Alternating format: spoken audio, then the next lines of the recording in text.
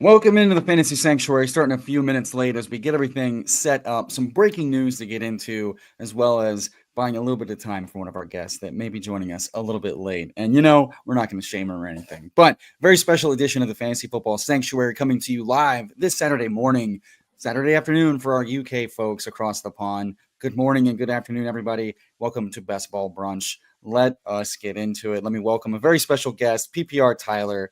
For those of you that may not be aware, PPRTyler of Player Profiler and Ty, tell the people anything they need to know about you if they might be new to you and your channel as you join us here on the Fantasy Sanctuary. I might be the best rookie running backs film bro in the best ball streets. Just kidding, not actually, but we do have a good time over there. And for the people that are watching on, because we're dual streaming this, I wanted on the record, this is day 44. I'm not streaming on my own channel. That video is up. That is live. That counts. That's all I have to say about that. But yes, ton of best ball drafts. We stream every day over on my channel, PPRTyler.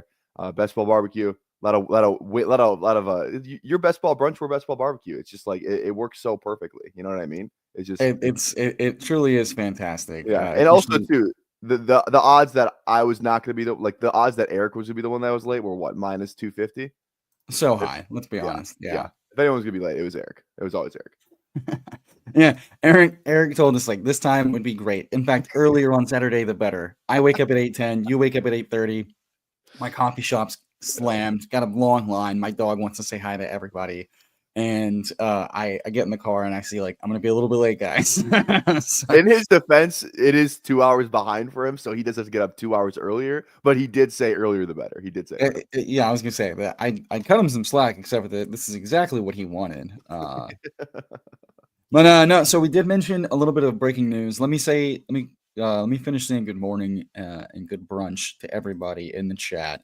What's up? The what? Historical anomalies. Aaron Sandy, Omega King, Mountain Man. Let's see what else we got. Chris, Fantasy Garage, the Candyman, Jamie, what's up? Bindles Boo, Richard, how's it going? Good afternoon. Zeus, if only BBG wasn't up drafting on stream till 3 a.m. last night. Yeah. Did y'all ever, anyone in chat, did they fill the bigger board that they were looking for? I got home last night and I just went on YouTube before I went to bed. I saw he was live for like 3 hours. They were live for a while. So they must have filled it. If they were live for 3 hours and didn't fill it, I'd be embarrassed. Yeah, down horrendous, some might say. Probably taken over that a lot of times. Yeah, I just love that who he tags is always different. Yeah, it's like someone. I remember I was watching one stream. He's like, "I'm gonna add sacrilegious." Does he even have a Twitter? What's his name? How do you spell that? Sack. I don't think Sack does have a Twitter. If he does, he only uses it to like lurk and shit post on other people. The last time I checked.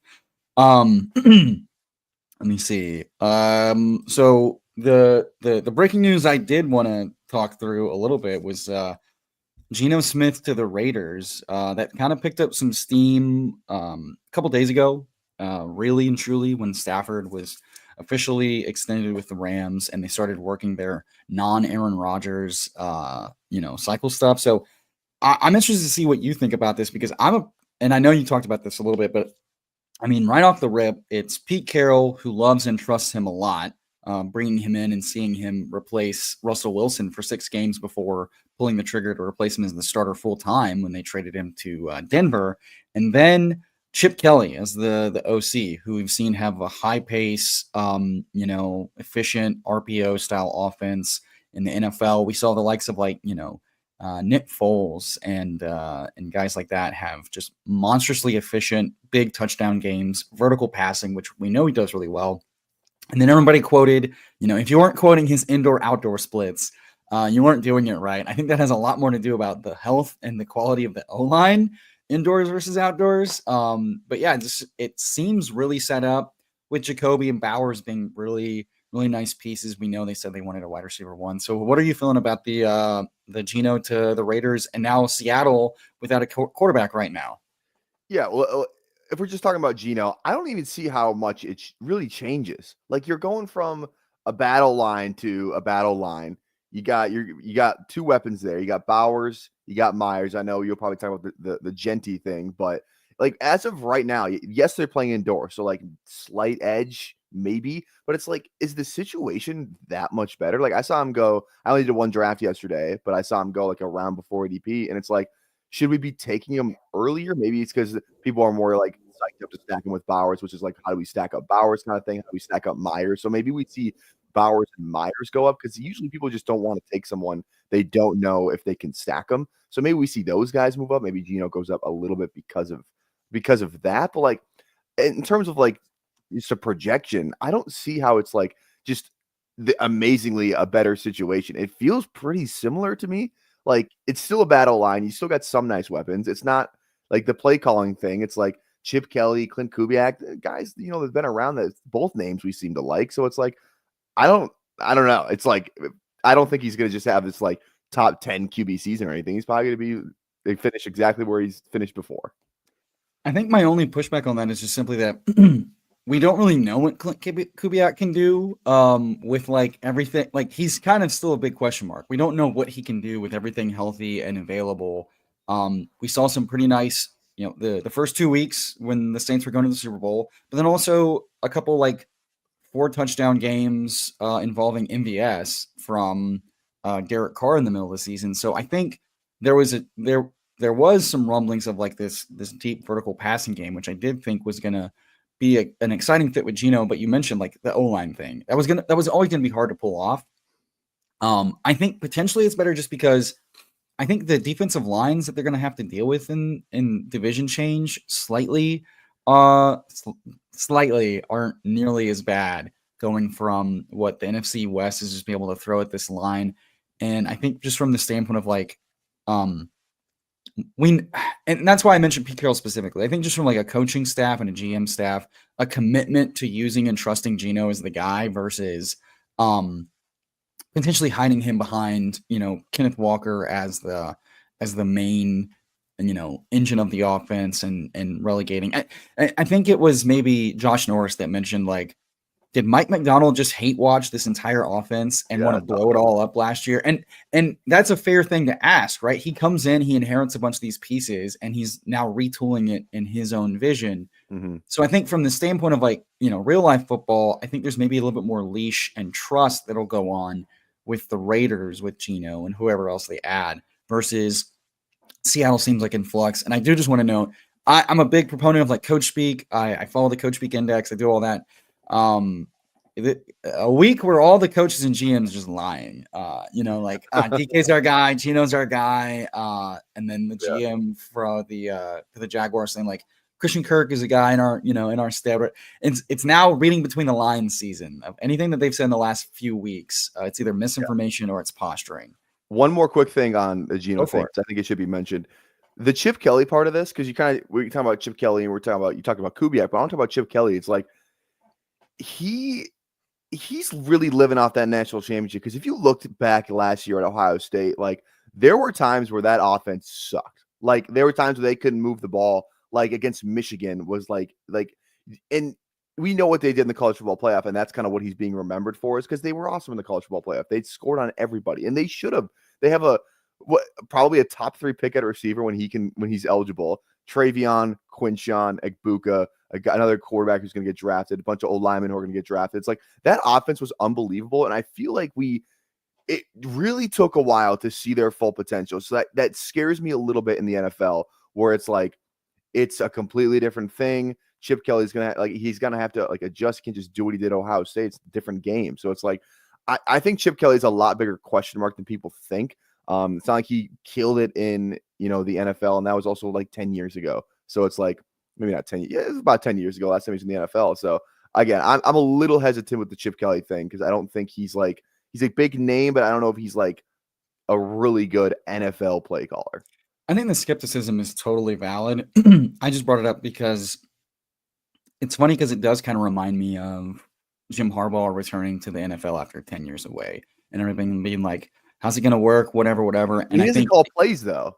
No. I was going to say just from like the standpoint of like coming in with fresh eyes and just going like, we are going to attack and build the way it makes sense to attack and build. And I think that's why I think Pete Carroll spent all that time in the NFL and, obviously he's not calling plays. And obviously he was more of like a culture guy than he was and anything. But I think that's not a bad thing. We're seeing how bad the culture is in Cleveland, not helping anything.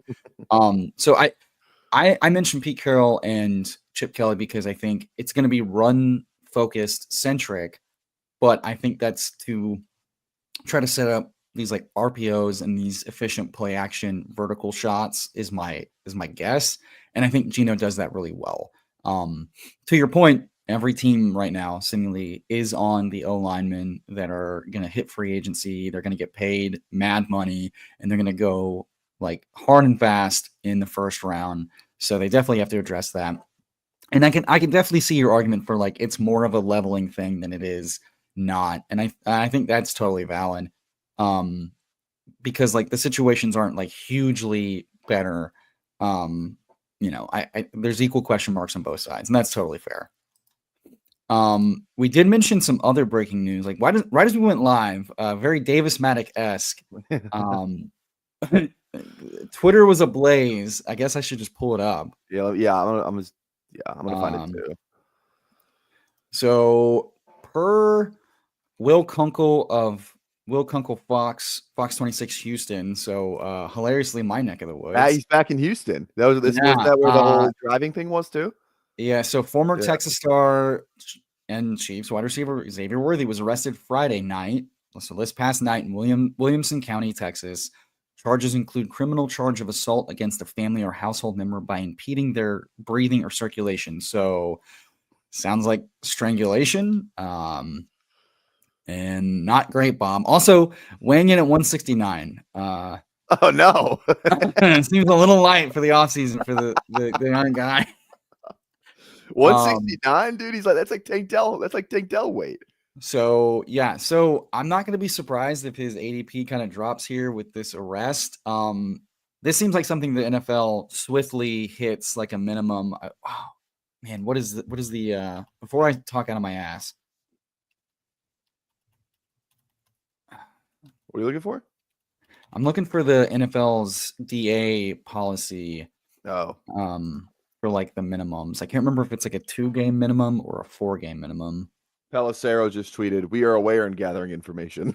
That's not good. And what's the translation? We're pissed. Let's see. Okay, so they're the NFL's DA, SA, assault, battery, etc. is a baseline 6-game suspension.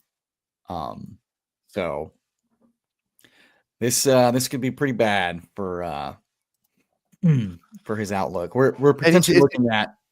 Is he still facing the suspension for the car? That's Rice. So. Oh my God! Yeah. Okay. So Rashee Rice may be serving a 2 to 6 game suspension. I don't know why.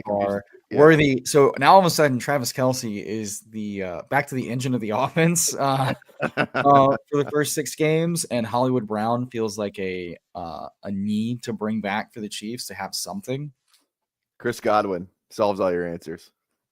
They can't afford it. No, I know, Dark Side, but it's funny to act like this is like a combine where they weigh him, and it's just like, oh man. But isn't that worse if they go, "What do you weigh?" And he's like 169. I'm like, I thought you're playing it was like 175. I'm not gonna lie, I thought they weighed him.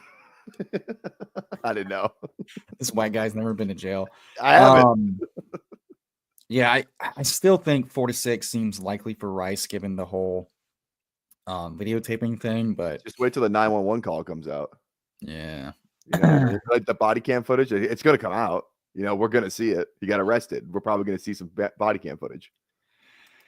Yeah, Steve Perkins, friend of the channel, our betting savant, now saying an Adams signing with the Chiefs would make a lot of sense. Well, yeah, not just Worthy. Like now they're potentially, and that's the thing is like Rice, even if he doesn't get suspended. And I want to bring this up because you you saw it and shared it. Our guy Jeff Mueller, fantasy football PT. Yes. I'm gonna go ahead and we've stalled long enough for BestBallGuy, so he'll get in when he gets in.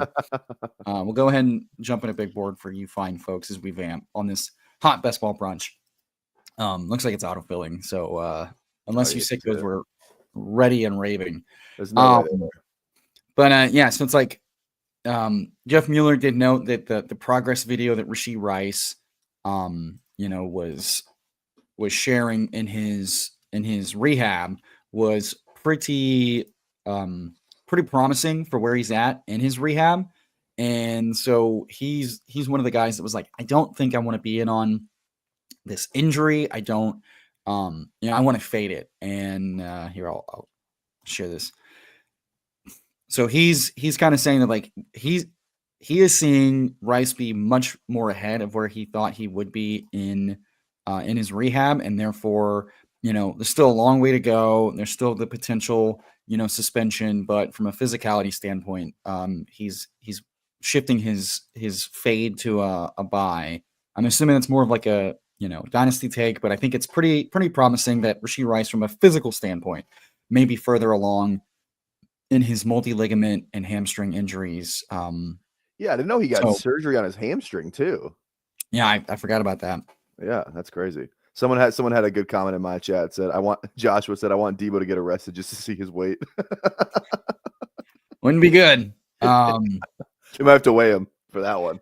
Yeah, no, Ray Rice was on video, but that was they updated the policy to be like baseline 6 going forward. And well, they also try to cover that up. The NFL tried to cover up the Ray Rice. Oh, they tried to cover that up hard. Yeah, they were like, "Oh, there's a video. We haven't seen it." Oh, TMZ's got it. Oh, damn it! I guess he's done for life. Yeah, but also, Rashee Rice was videotaped, and cell phone cam. This is funny. Chris Candyman says the body cam footage of Xavier Worthy would just be like, "Whoa, who was that? It's just a blur." I do want to note that like we've got Adams, we've got Diggs, we've got Keenan Allen and Cooper Kupp all either in for agency or pending trade stuff, and a lot of those slot guys fit well with what the Chiefs would want to do. They seemingly did that with Hopkins, who may not be returning to the Chiefs. So I could see them saying, "Hey, we'll go for a guy 1 to 3 years younger, and either Kupp or Diggs." But it seems like the Christian Kirk trade to the Texans was the Texans saying, we don't want to pay Diggs what he's going to command, which is probably 20 to 25 million a year, coming off an injury at he's turning like 32 or something this year. So seemingly, it would be at a increased price. And I think Amari Cooper's still under contract with Buffalo. No, I think he's unrestricted. I'm pretty sure about that. I think so. Let's see. I believe that is correct. That is correct. Yes. He might be the least desirable guy. Like his fall off was rough. It sounds like he was hurt though. It does sound like wrist. What? Tyreek had a wrist and still. Yeah, Tyreek sucked too. So there's a correlation. Maybe the wrist is more important than we think. Yeah, I think Tyreek's issue was the low ADOP bullshit more than it was the another target earner in the offense. It's like all right, we're on the clock, bud. Who are we taking here? I'm usually Neighbors over BTJ personally, but fine with that. Okay. I just think, dude, and I love BTJ, and it's like, and now he's the only guy there. They're probably going to bring somebody else in. It's not like it's just going to be BTJ and Gabe Davis the entire season. But Neighbors is just like, I feel like we know he's a better player. It's just straight up, I think he's a better player than Brian Thomas.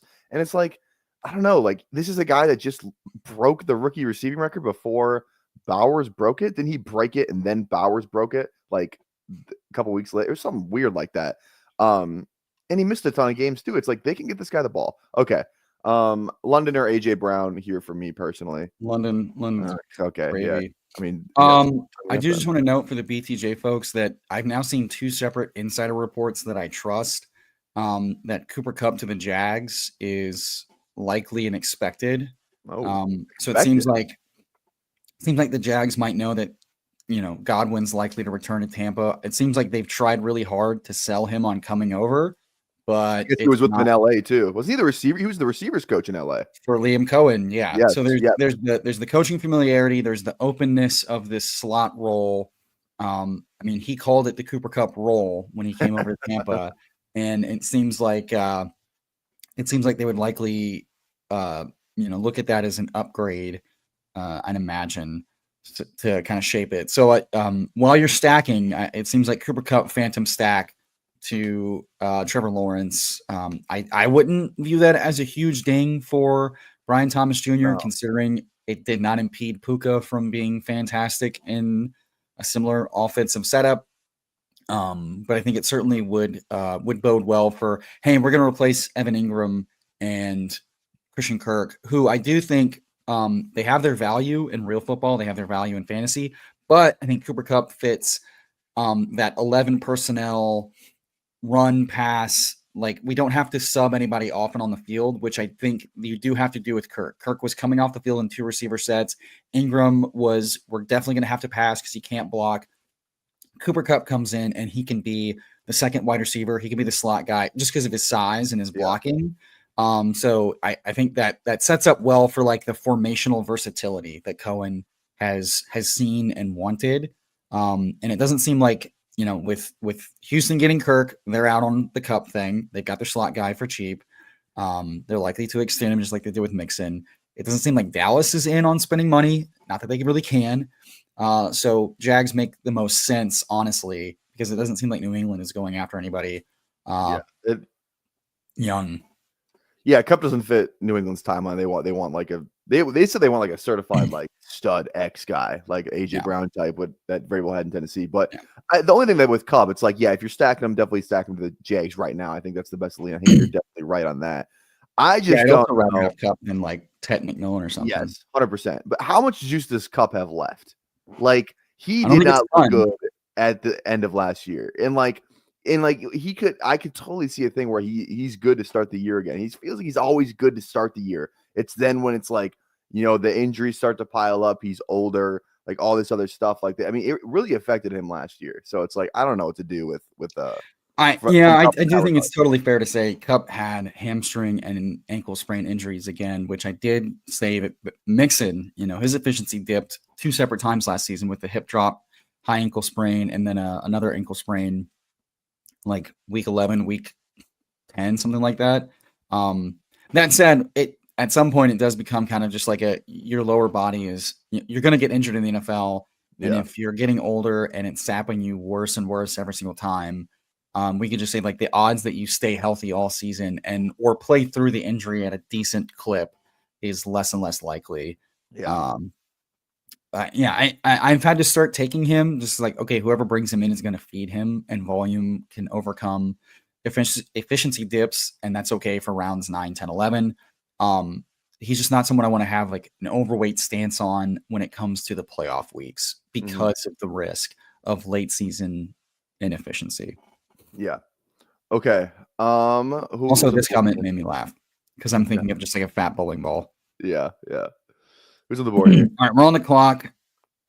Okay. Josh Allen slipperoon. I'm not super hard up about it. I'm kind of thinking like Mike Evans or something. I was thinking Mike for sure. Usually, like my comfy clicks in this range, if I'm not going elite quarterback, it's usually like Evans and Cook. I really like Cook still. I don't think they bring anybody else in. I know he led the league in touchdowns last year, but it's like rushing touchdowns last year. But it's not like it's anything crazy. It's not like his price isn't crazy. It's a third round, like end of the third, fourth. Like, I don't know. I feel like it's that his touchdown stuff wasn't really factored in this price at least. So I'm thinking Cook. Hopefully he's there.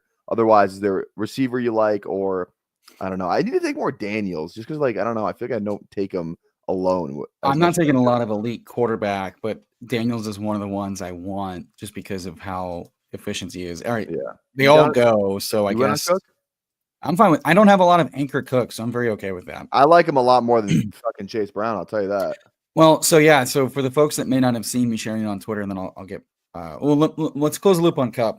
It seems like teams expect him to get cut, and if he doesn't get cut, it's the Christian Kirk thing where, hey, we're going to release him, and then a team says, here's a 7th round pick, here's a 6th round pick, whatever, and then they get him. He's out. Leslie came out and said it is the least likely scenario is that Kupp, like I think it was like a week ago, the least likely scenario is Kupp returns to the Rams this year. And then for the Chase Brown versus James Cook, the Bills are kind of re-signing their guys. They don't need to pay Cook big money, but they obviously value what he brings and as far as explosive playing and as far as, like the pass versatility, they can line up in whatever formation, and they don't we saw that they'll do that with any running back. They did it with Tyler Johnson, right? Yeah, Ty Johnson got that huge touchdown in the Denver playoff. Well, he had a couple of deep like post route end zone targets last year. So the Buffalo running backs, if they can run routes, will get targeted like receivers, considering they don't really have They have a hodgepodge of wide receivers that don't really do anything particularly elite besides yak and besides, making space. So I think from that value standpoint, it's nice. James Cook's James Cook is obviously their biggest weapon on offense. I think he's the most consistently explosive one, and that's a Yeah. good thing. And especially as Allen gets older, if he gets banged up or anything, they're able to kind of lean on him as they do. The risk is obviously there are games where he gets no more than 12 touches. We saw a game where he only got 12 touches and scored 3 touchdowns, though. So from that standpoint, in best ball in the 4th round, I like the player a lot. Chase Brown, I want to just mention, if you didn't see it on Twitter, I did share the coach speak that has been pretty strong is talking about players like last year and how they're fitting into this year. And so from Zach Taylor's standpoint and the OC standpoint, they said, hey, we liked how Chase Brown grew.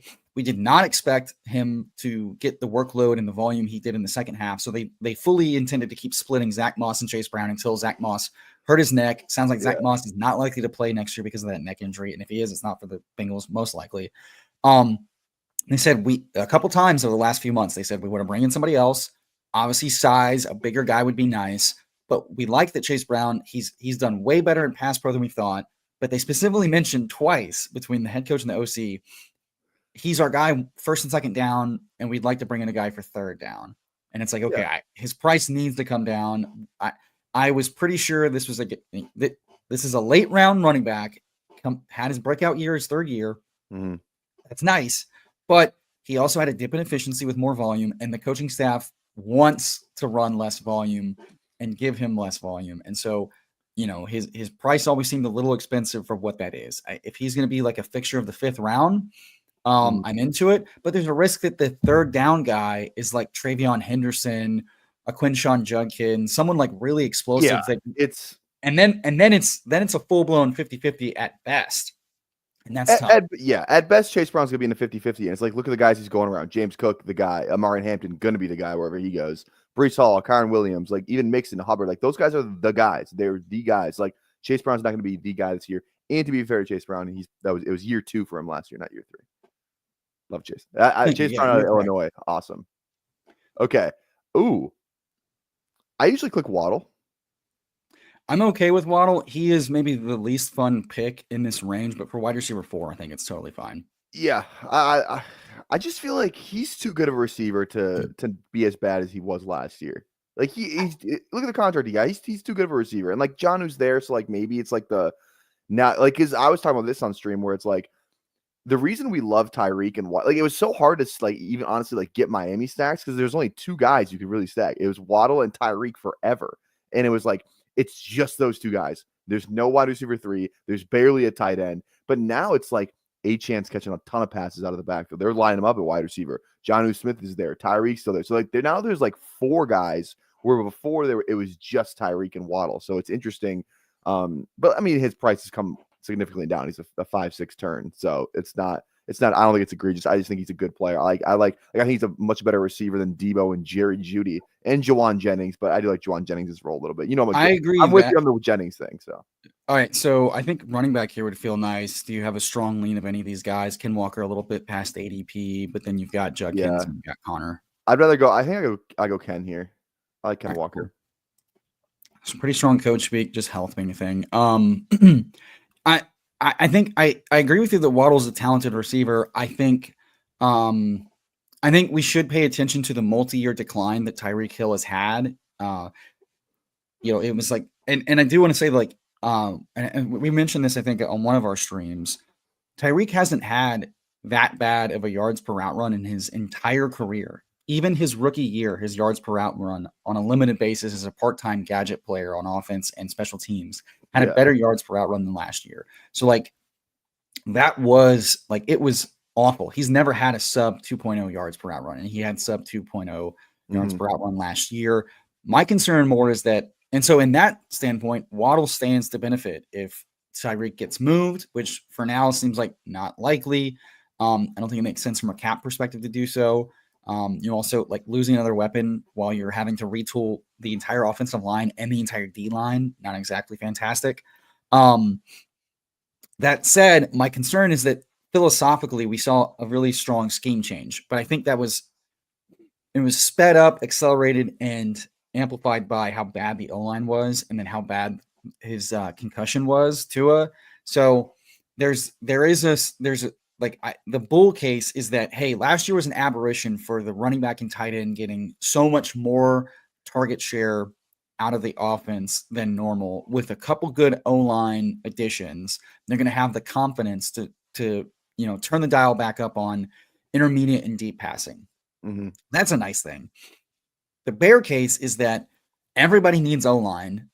The most realistic scenario is they get one quality starter and a couple of depth guys that they just have to pray to God for health and development on.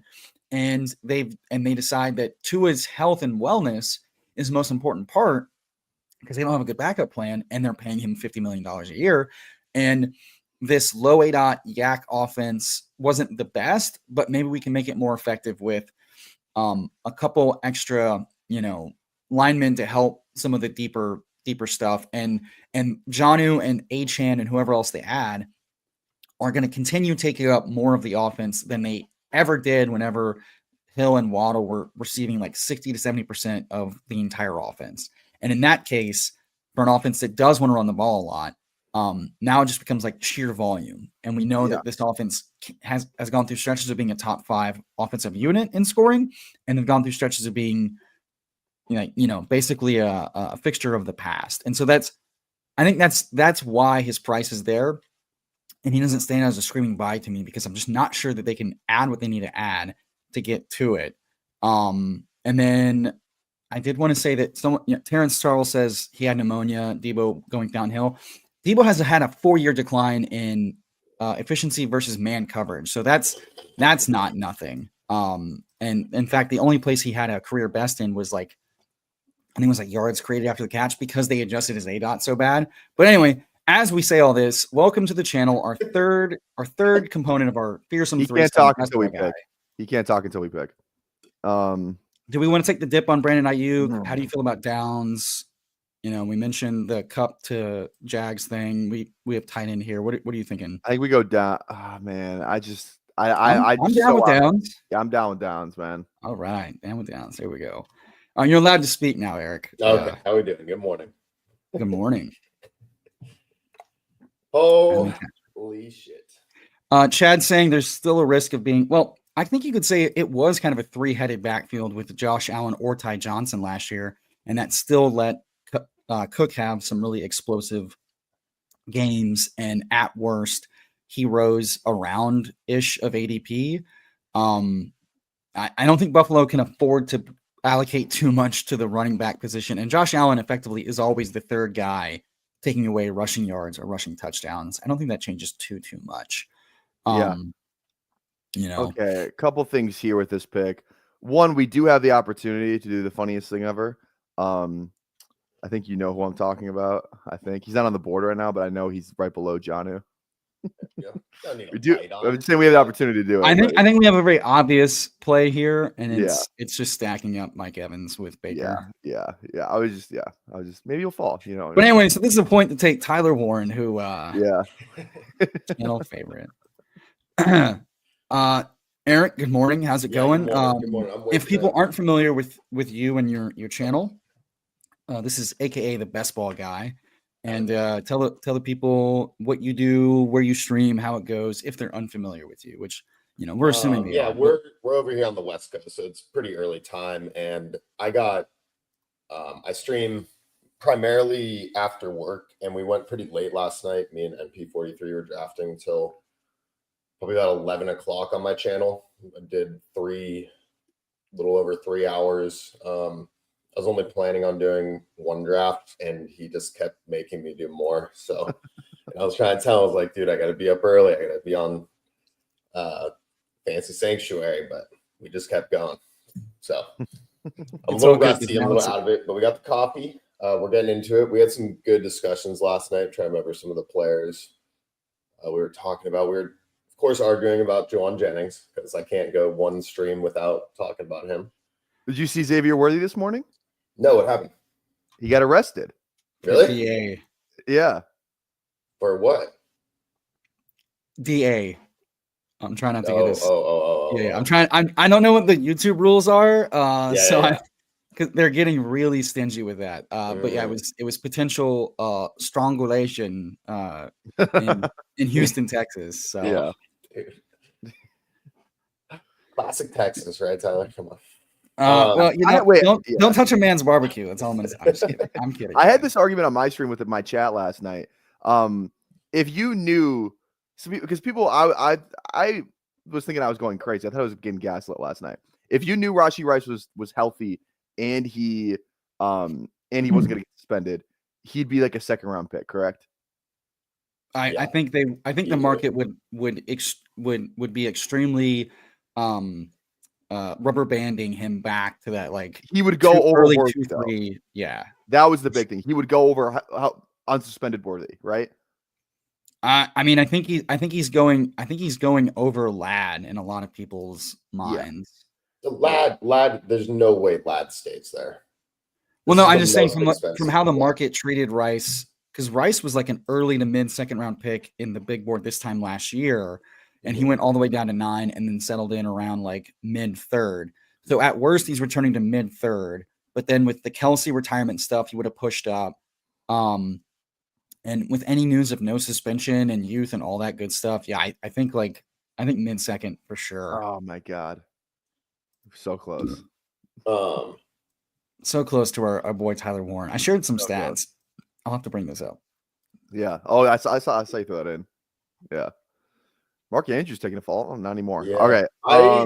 I usually either go Travis Hunter here, but I have been taking Brian Robinson as well, Scatabo. We have James Cook and Ken Walker. Also fun. I would say Njoku if we just want to get tight end. I do like Njoku. Yeah, I think tight end makes sense here, and then I'm willing to play. I think I'm more keen on. I think outside of J.K. Dobbins and Najee, the running backs feel extremely thin and fragile, and I'd rather get like another receiver or another quarterback to stack up. I don't know if I've heard of your Travis Hunter take. What's your Travis Hunter like? Your thing like? What's that experience like? I went from not being in and foolishly realized that I almost like kind of don't want to take him right now because I'll just like get him in the next contest when everyone has to pay the same price for him essentially. Or maybe who knows after the draft, maybe he's just a cornerback and we don't take him at all kind of a thing. Yeah.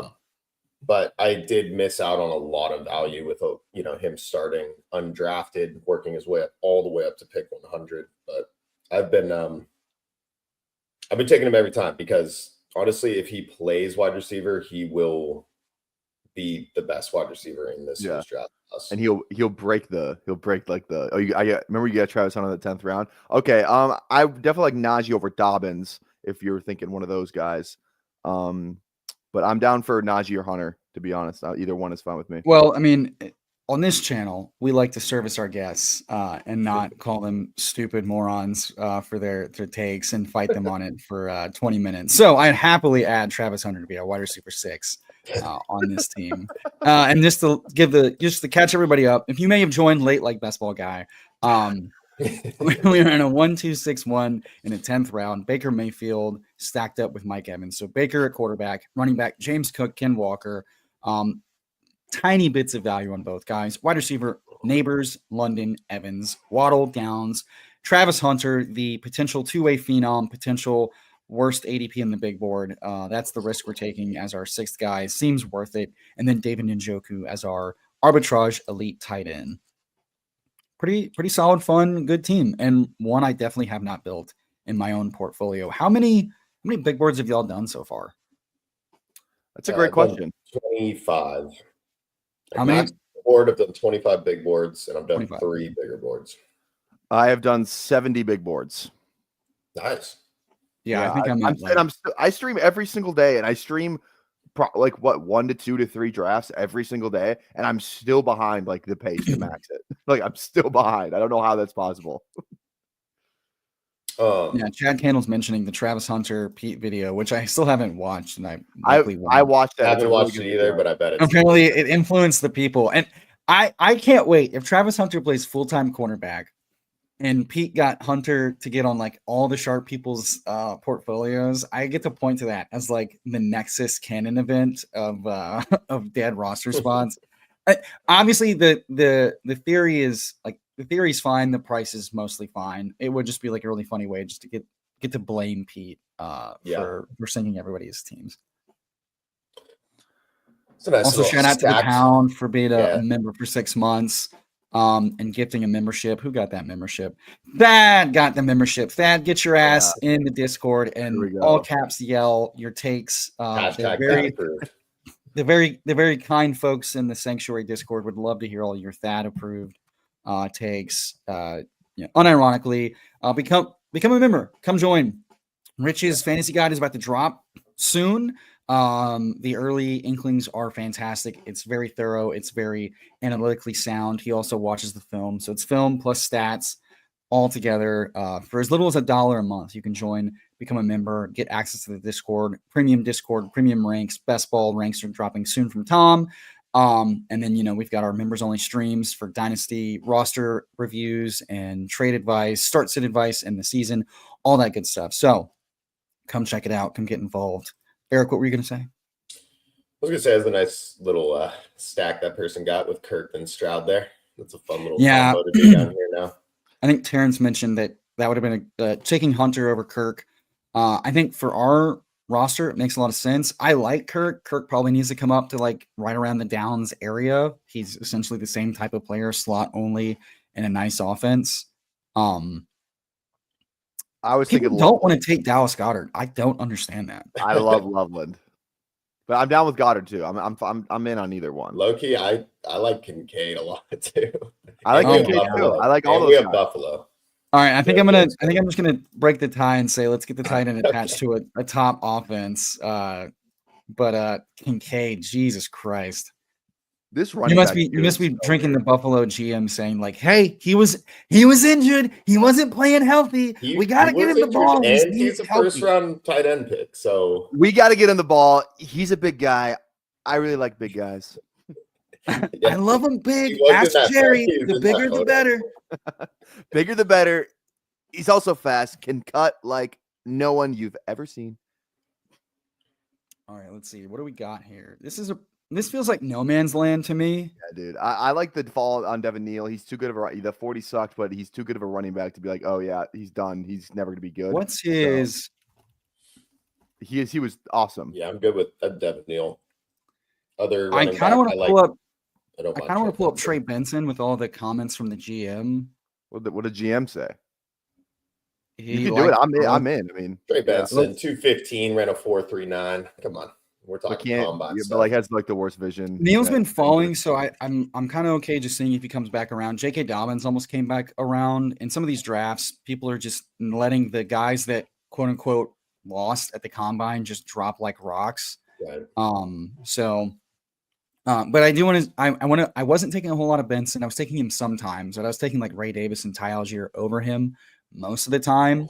And then the GM and the coaches the last few weeks have said, hey, we loved how he picked up the offense, started reading blocks, started reading protections, and then we feel like he's going to continue to ascend, and we hope to have 2 starting running backs in the fold.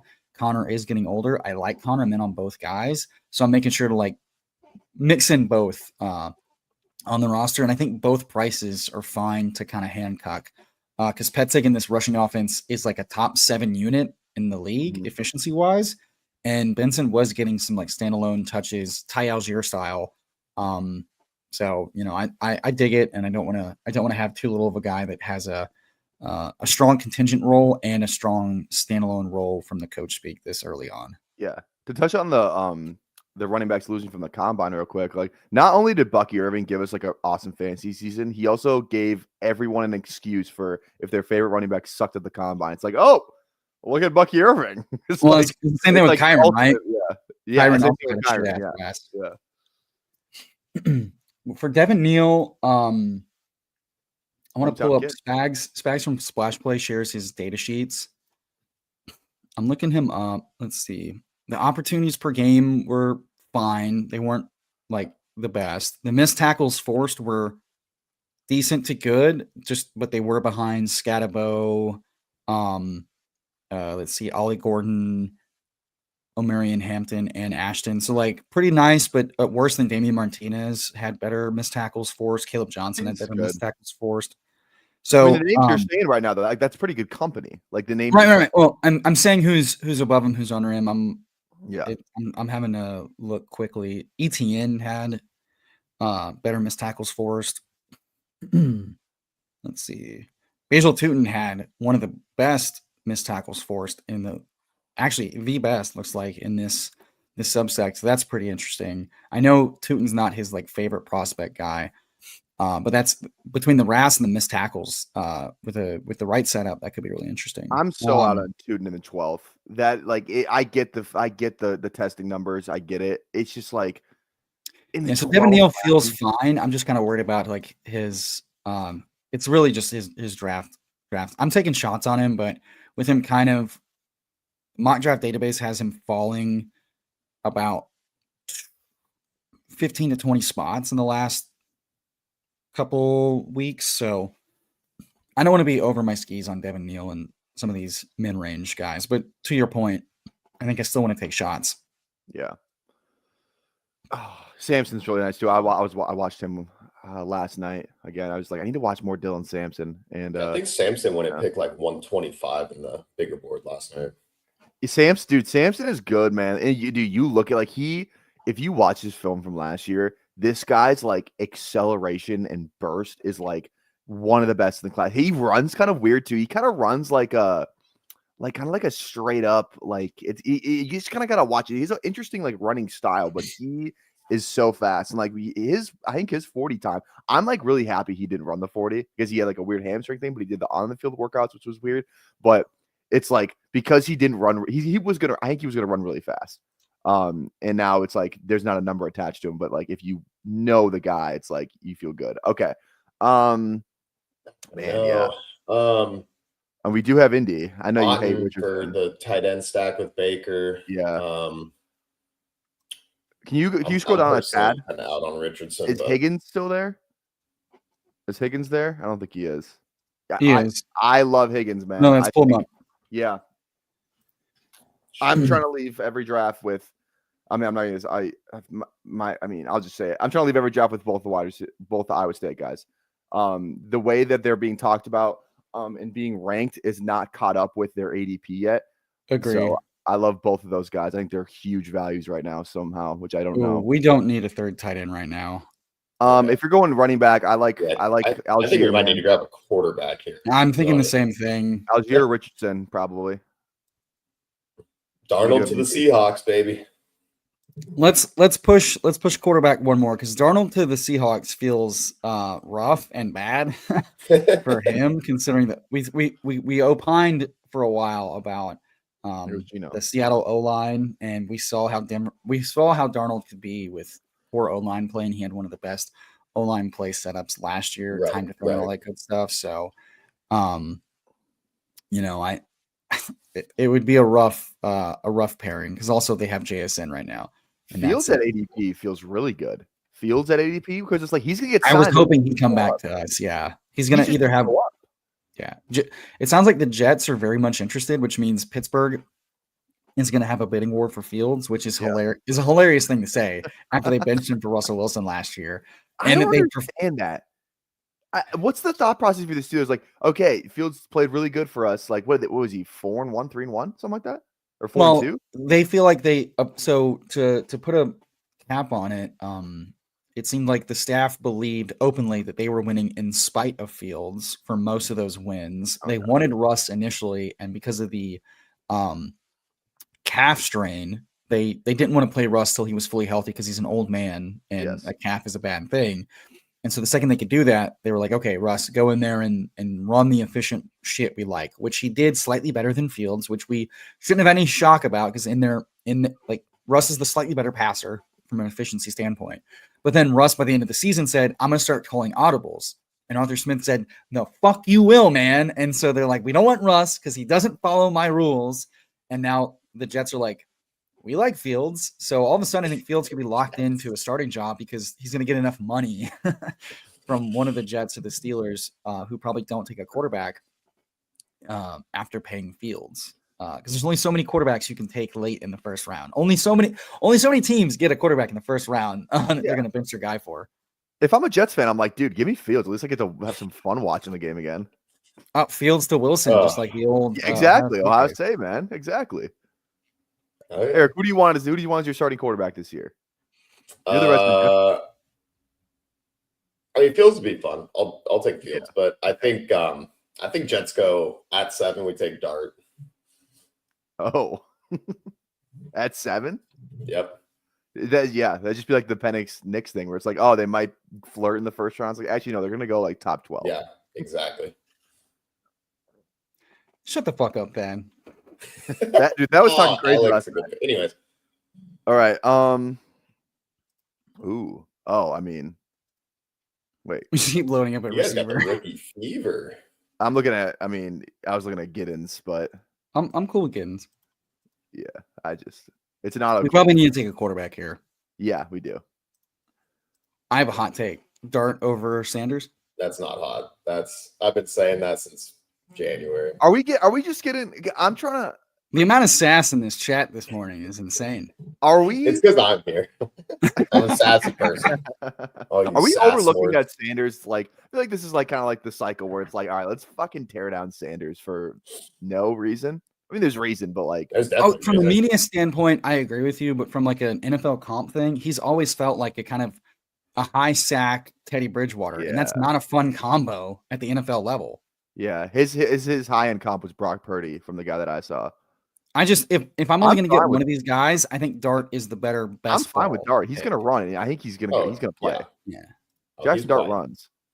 Yeah, this was a fun little stat I shared in the Squirt Squad. Are you comfortable leaving his drafts with just 2 quarterbacks when you start with Baker? Really, if I have to, but I don't want to take a third dead one for sure. That's fair. Yeah, no, I wouldn't. Do you guys think Kirk is playing anywhere? Yes, I'd bet my life on it. That's kind of what I take him when I need the last. Okay, well, let's talk about Kirk real quick because there were 2 reports that came out yesterday about that, which are kind of conflicting but kind of not. So the first one was from Rossini, who said the Falcons have been turning down offers for Kirk, or like teams are trying to make offers for Kirk, and they're like, no, we're good. And then the second one was from Albert Breer, who said Kirk met with Arthur Blank, the owner, yesterday, and was like, I'm willing to waive my no trade clause. Like, I kind of want out of here.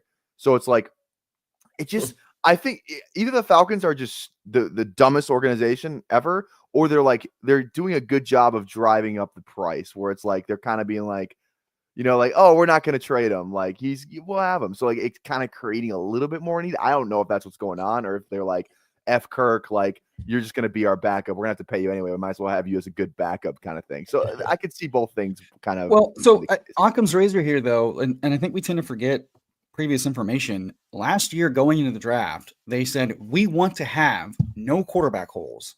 And everybody was shocked when they took Penix at 8. And they said, we like Penix.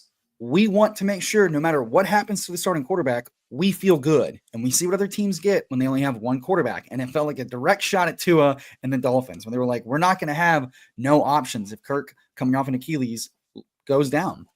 Yeah. And then when the season wrapped, they said, where's Kirk going? And they said, look, we're happy with 2 good quarterbacks in-house. We understand Kirk had a throwing shoulder injury late in the season. We understand his Achilles coming off, and we like Kirk, and he fits our system. And then they said it again a month later. And then when asked again, they were like, look, he's here. And so teams are like, oh, they can't just eat it. But they're like, we have a rookie quarterback contract.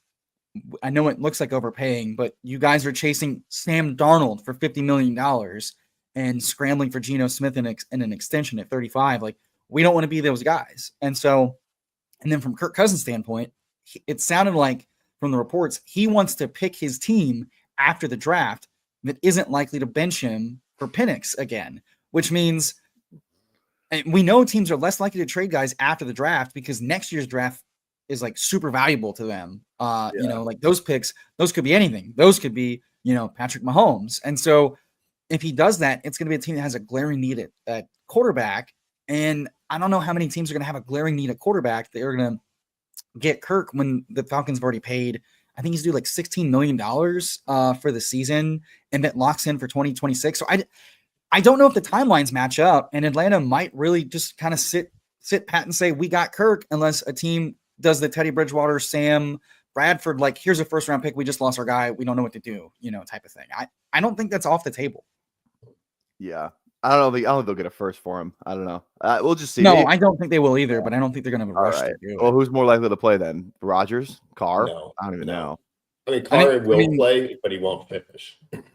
He might be a nice bridge that about for all Dart, these guys.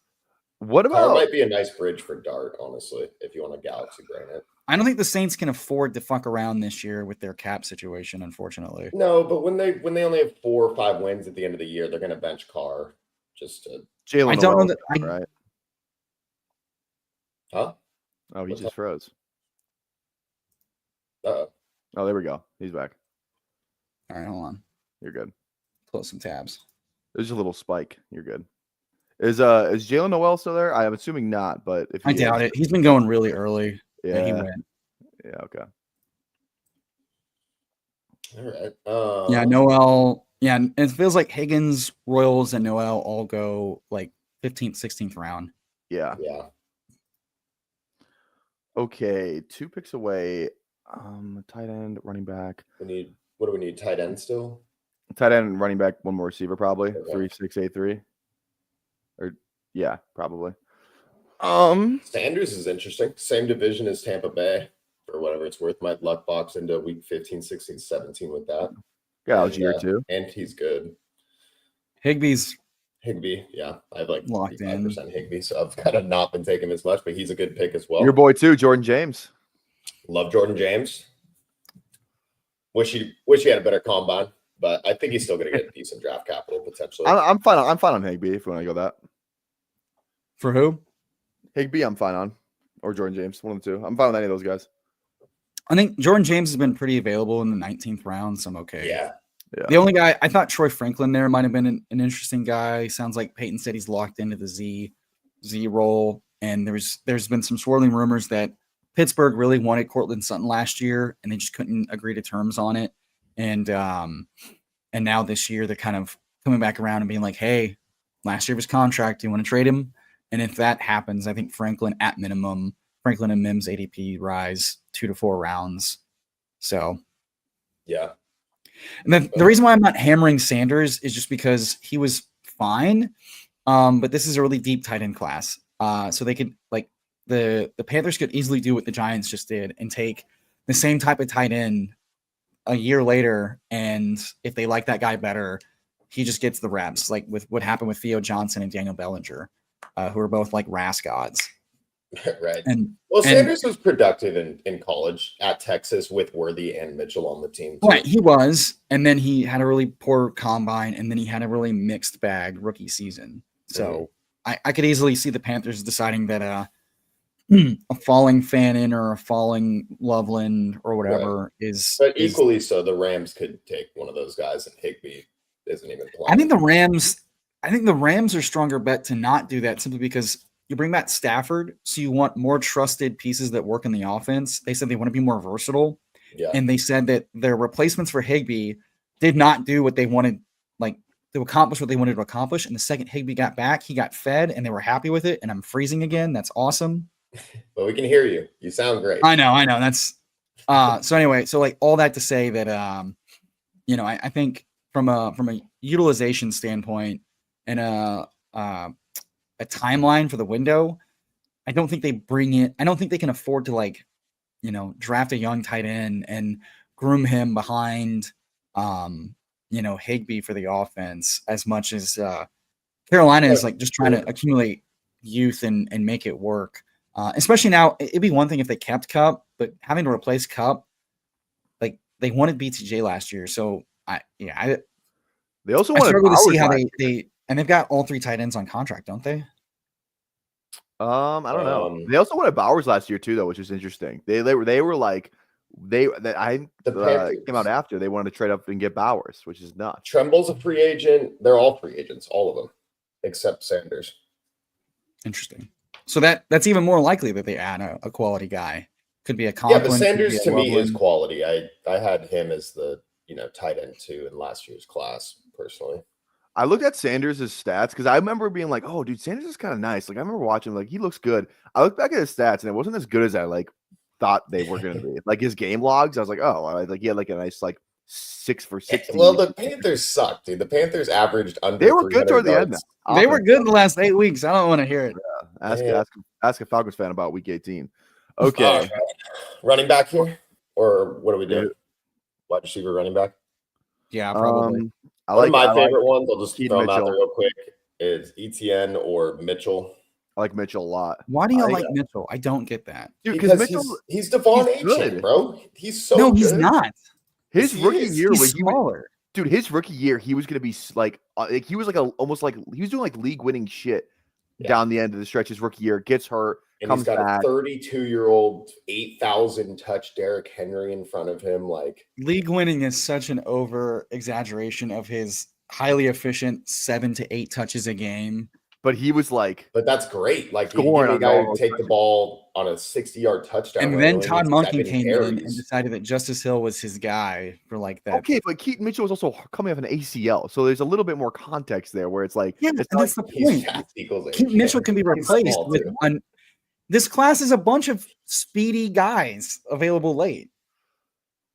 I don't know, man. I've seen Keaton Mitchell do it at the pro level already, and it was pretty special. What he did was like run in one direction pretty well. I don't think it's like he did it really fucking fast.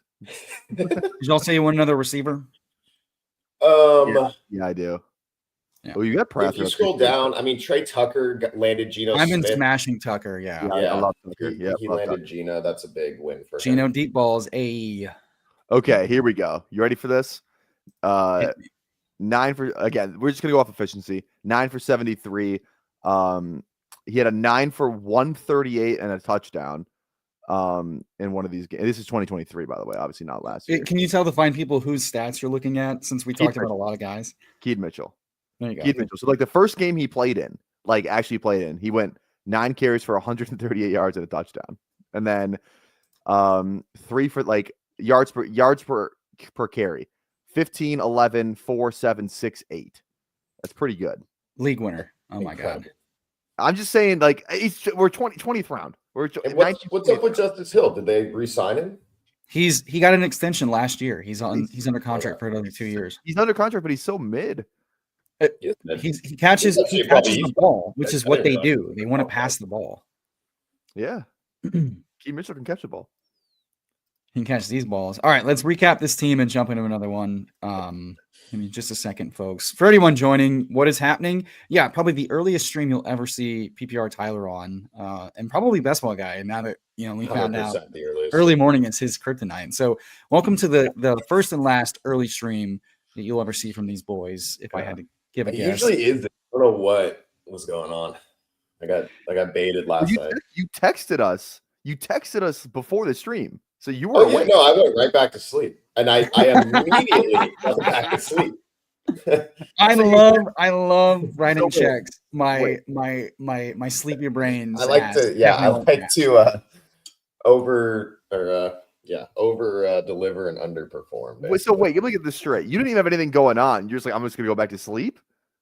Oh yeah, I set the alarm for 7:30, and I said I'm gonna be late. This guy. God, this fucking asshole.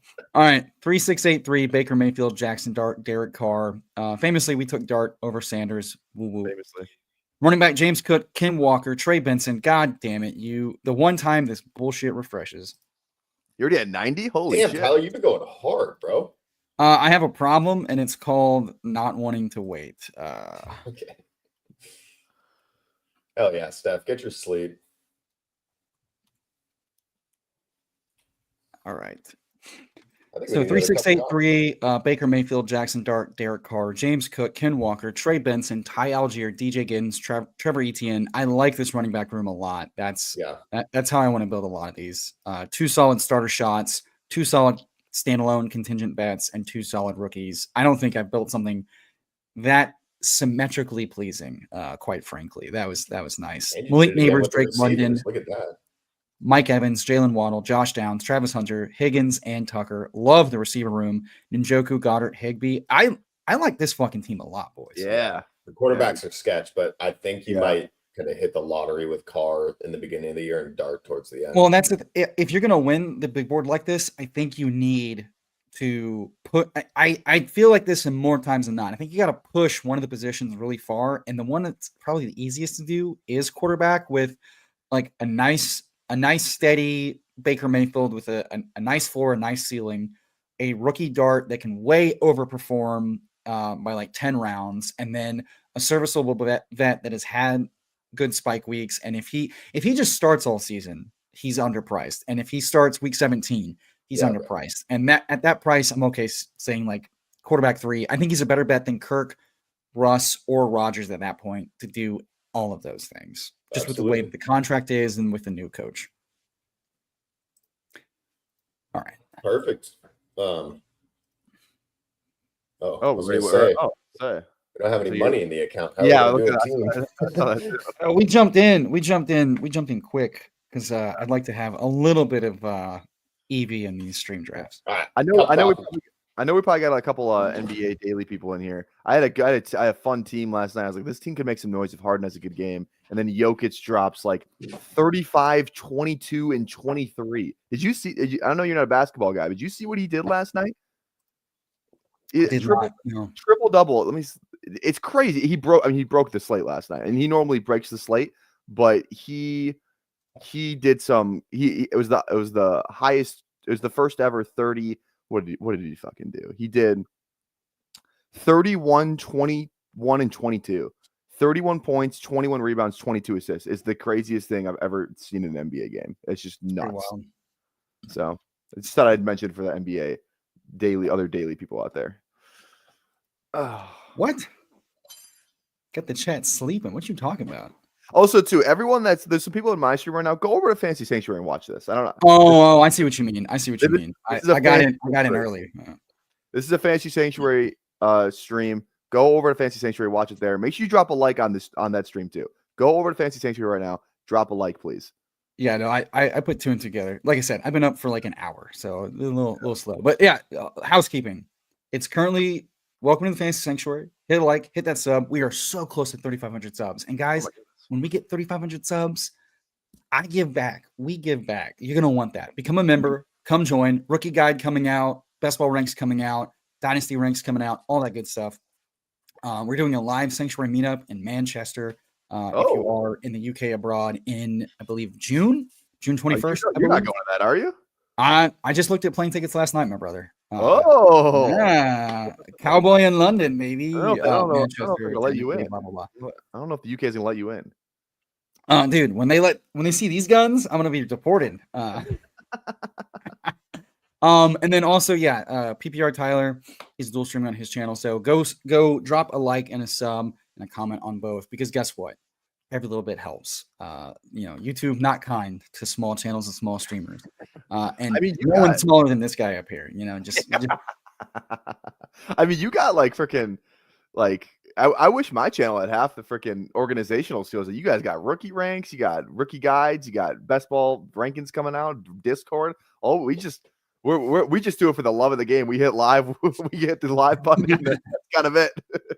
Hey man, that's where it starts. Shout out to Rich and Tom. I am not this organized. I am not this clear focused, and I would be much more like y'all, where I'm just like, fuck it, whatever. We're go live and shit talking in Discord. But no. You know who really does it for the love of the game is BBG. Have you seen his thumbnails? Absolutely. Right, Million neighbors. Next question. Do you have a small wiener? That is my next question, Eric. No. I also told Eric I'm going to make him an intro too. I still need to do that. I don't know what song. Loki, I have the biggest arms on this stream right now. You don't. That's not absolutely. Get out a tape measure right now. Absolutely, I will. We're just going to. I would say we're going to do the exact same thing. I'm going to do all of it. Go to the next. Eric Bowers or London. If we go London, it's fun. You know who the quarterback is now. I'll say that much. Bowers. Yeah, we had to switch it up. The way I don't like the Bowers pick, what I've realized, is if Trey McBride falls back to you, which he won't, because we're all the way back here. Oh, Ball's Life answering my question. I didn't ask you, Ball's Life. You didn't have to say it in chat. On for you guys. Also, it's pretty cold out. Stuff 50 degrees. Cold out. My arms might be smaller. When are you? Okay, wait. You were looking at plane tickets for London. I feel like eventually in this lifetime, we all three of us and Bindles, so four of us have to meet up and do something. No, I don't know what was just thinking that last night, bro. I was like, dude, we should get together for like a lot, like what Underdog does Let's do it in California. with Pete Nez and John. Like we should do a get together, like 3 hour, 4 hour bullshit. Answer questions, do drafts, fucking hang around, hit end, and then go fucking party. That's what I want. Absolutely. I would. That's definitely like a vlog. I'm doing a vlog for that. I've never vlogged in my life, but that was. I'm down. And BBG's right. We should probably just do it in Cali.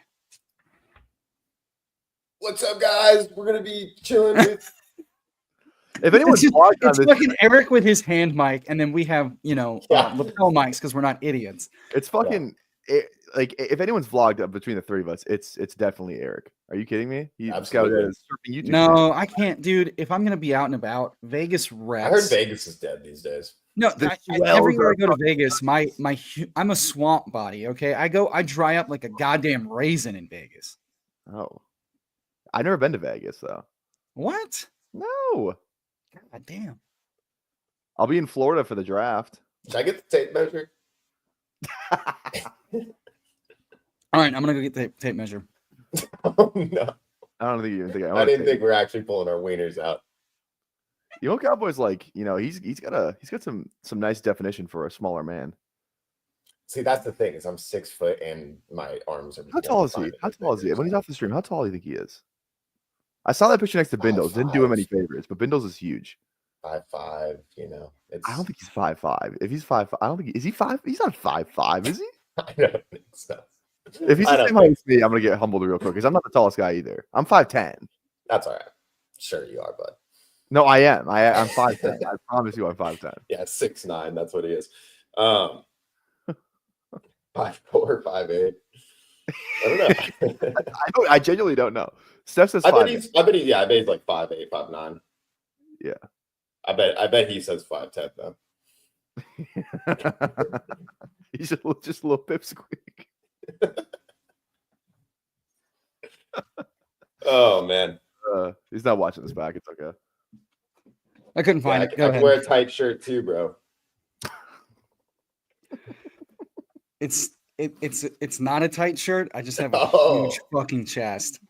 The pecs on this guy, his nips are piercing through the fabric. You wish. Underdog. Yeah, look at this Chargers level Underdog shirt. That's EmoCowboy, how tall are you? How tall am I? Yeah. Oh, is that what's happening? Am I getting roasted in the chat? We weren't roasting you. The chat was roasting you. We wouldn't. We'd say it. That is we. Also, don't be rude, Steph. I'm gonna body you next time I see you. How tall do y'all think I am? 5'4"? We said 5'8". Me and BBG said 5'8". I'm 5'9", you disrespectful fucks. That's what EmoCowboy said. Or no, sorry, god damn it. So BBG said he would say he's probably 5'7", but it says he's 5'9". No. My driver's license says 5'10", but I'm 5'9". That's how that goes. Oh, okay. Well, I'm 5'10", so I'm 6 foot. Yeah, booster seat's what I call your mom's face, bitch. Oh, the muscle tank. Here we go. God. Do I have to go put on a jersey? Do I have to go put on a jersey? Yeah, Bindles is just tall as fuck. Everybody in the fantasy space, except for me. What I said, how tall do you think he is? But because that picture next to Bindles is not great, but Bindles is also tall as fuck. Bindles is tall as fuck. Yeah. Here we go. He's ripped. The unveiling. The unveiling. You have the tape measure. You sick. All right. If we want to get different than we already did last time, we can go Lamar or Daniels. We talked about Daniels. Let's get Daniels because Daniels is a nice 2 QB. We're not drafting Debo though, unless he falls. Debo's the worst pick on the board. Tinder 5'9" or Combine 5'9" is an elite comment. Senior Bowl. I'm a Tinder 5'10". It would have been better if you said Senior Bowl. That would have been funnier. Senior Bowl 5'9" or. I have a spicy one. I like to pull up Adams every once in a while from the turn. You like Adams? Yeah, could go to Washington. Actually, no, he's not going to go on the East Coast. Never mind. I like Adams. Follow me. I think I want to mix him. Like I think he and Evans are pretty similar bets. Evans obviously less risk, but Adams still pretty damn elite at target earning and yak. All right, BBG, get this shit over with. Let's see it. Oh, the measure? Okay. Well, let me get like a little pump first or something. I gotta find something to curl. Here we go. Got this Vans flop. Just get this. That's what you. No, you can curl like your TV or something. I don't know. Well, I am a trainer. I do have weights in here. Yeah. What are we doing? What are we doing, dude? When I move out, dude, I'm definitely getting some dumbbells, bro. Are you kidding me? That was the most 22-year-old thing you could have said. Metal dumbbells too, like some garage, like $5. Is he getting a pump before he measures? That's hilarious. Yeah. You can't do this. No, I respect this. You can't do Hold this. on. I just gotta make it. I gotta make it bigger real quick, and then I'll at least let us see you do it. Like scoot back a little bit. Let's see the pump. Wait, hold on. I gotta do it right now. It looks like you're doing something else. I know that's the point of the joke, Tyler. Because I'm about to measure. Wait. I'll every time you pump, I'll just no here. I mean, this is what we got. This is the BBG arm. The way you unveiled it. That's pretty good. All right, Emo, bust it out. Bust it out. Shoulder. Emo, just stage him right now. Emo, just you got to do it. Come on, Tyler. Oh, let's freaking go. Here we go. You got that. Oh, I won already. I'm more shredded. Let's go. All right, hold on. Tape measure. This is getting really, really interesting here. Yeah, that's what Ball Brunch is, brothers. Okay. Okay. I didn't know the lore behind Ball Brunch until last year. I also didn't try to get a cheater's pump in before I popped it out. I didn't get a pump. Come on. Did you measure or no? I don't know. This thing, it's too stiff. It's hard you have to. You have to have like a tailor's tape measure, not a construction tape measure. This is perfect that we're on the turn, so we can just bullshit for 5 minutes.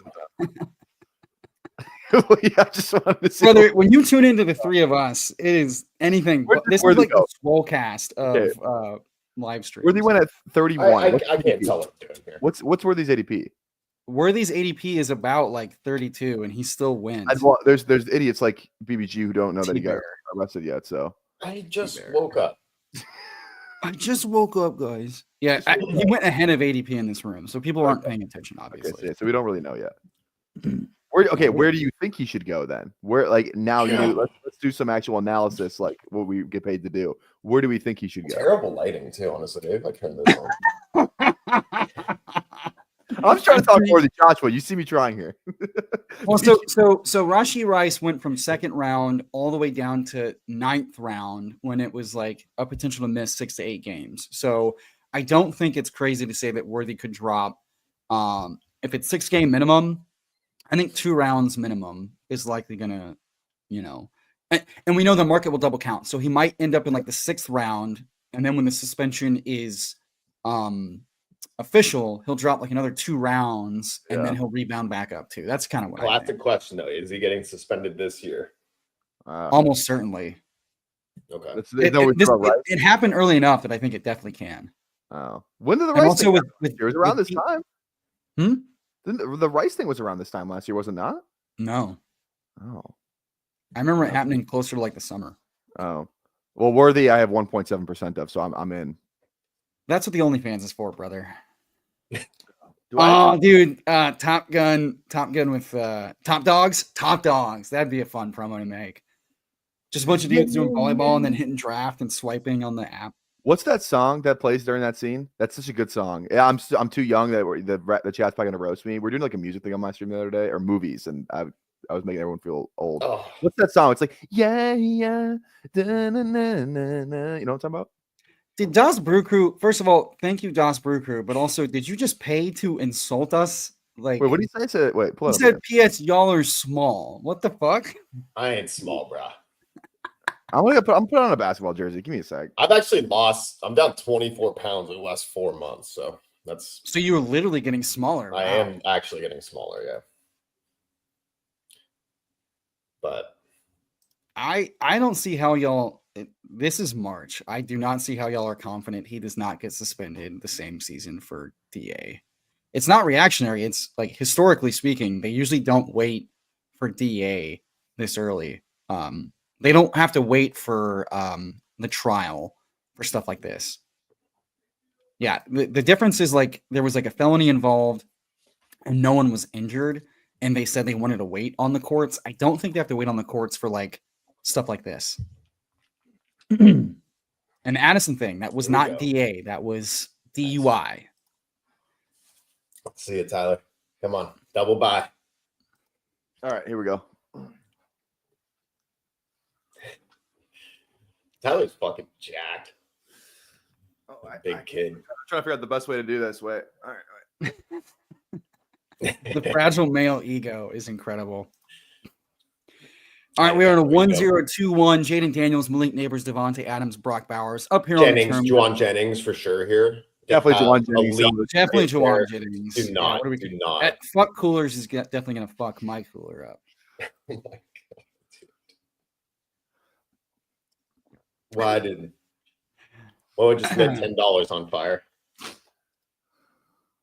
I can't wait to victory, like week 1 victory lap on your ass when he drops 9 for 105 and 2. Here, Walker, Kamara, or Judkins stand out.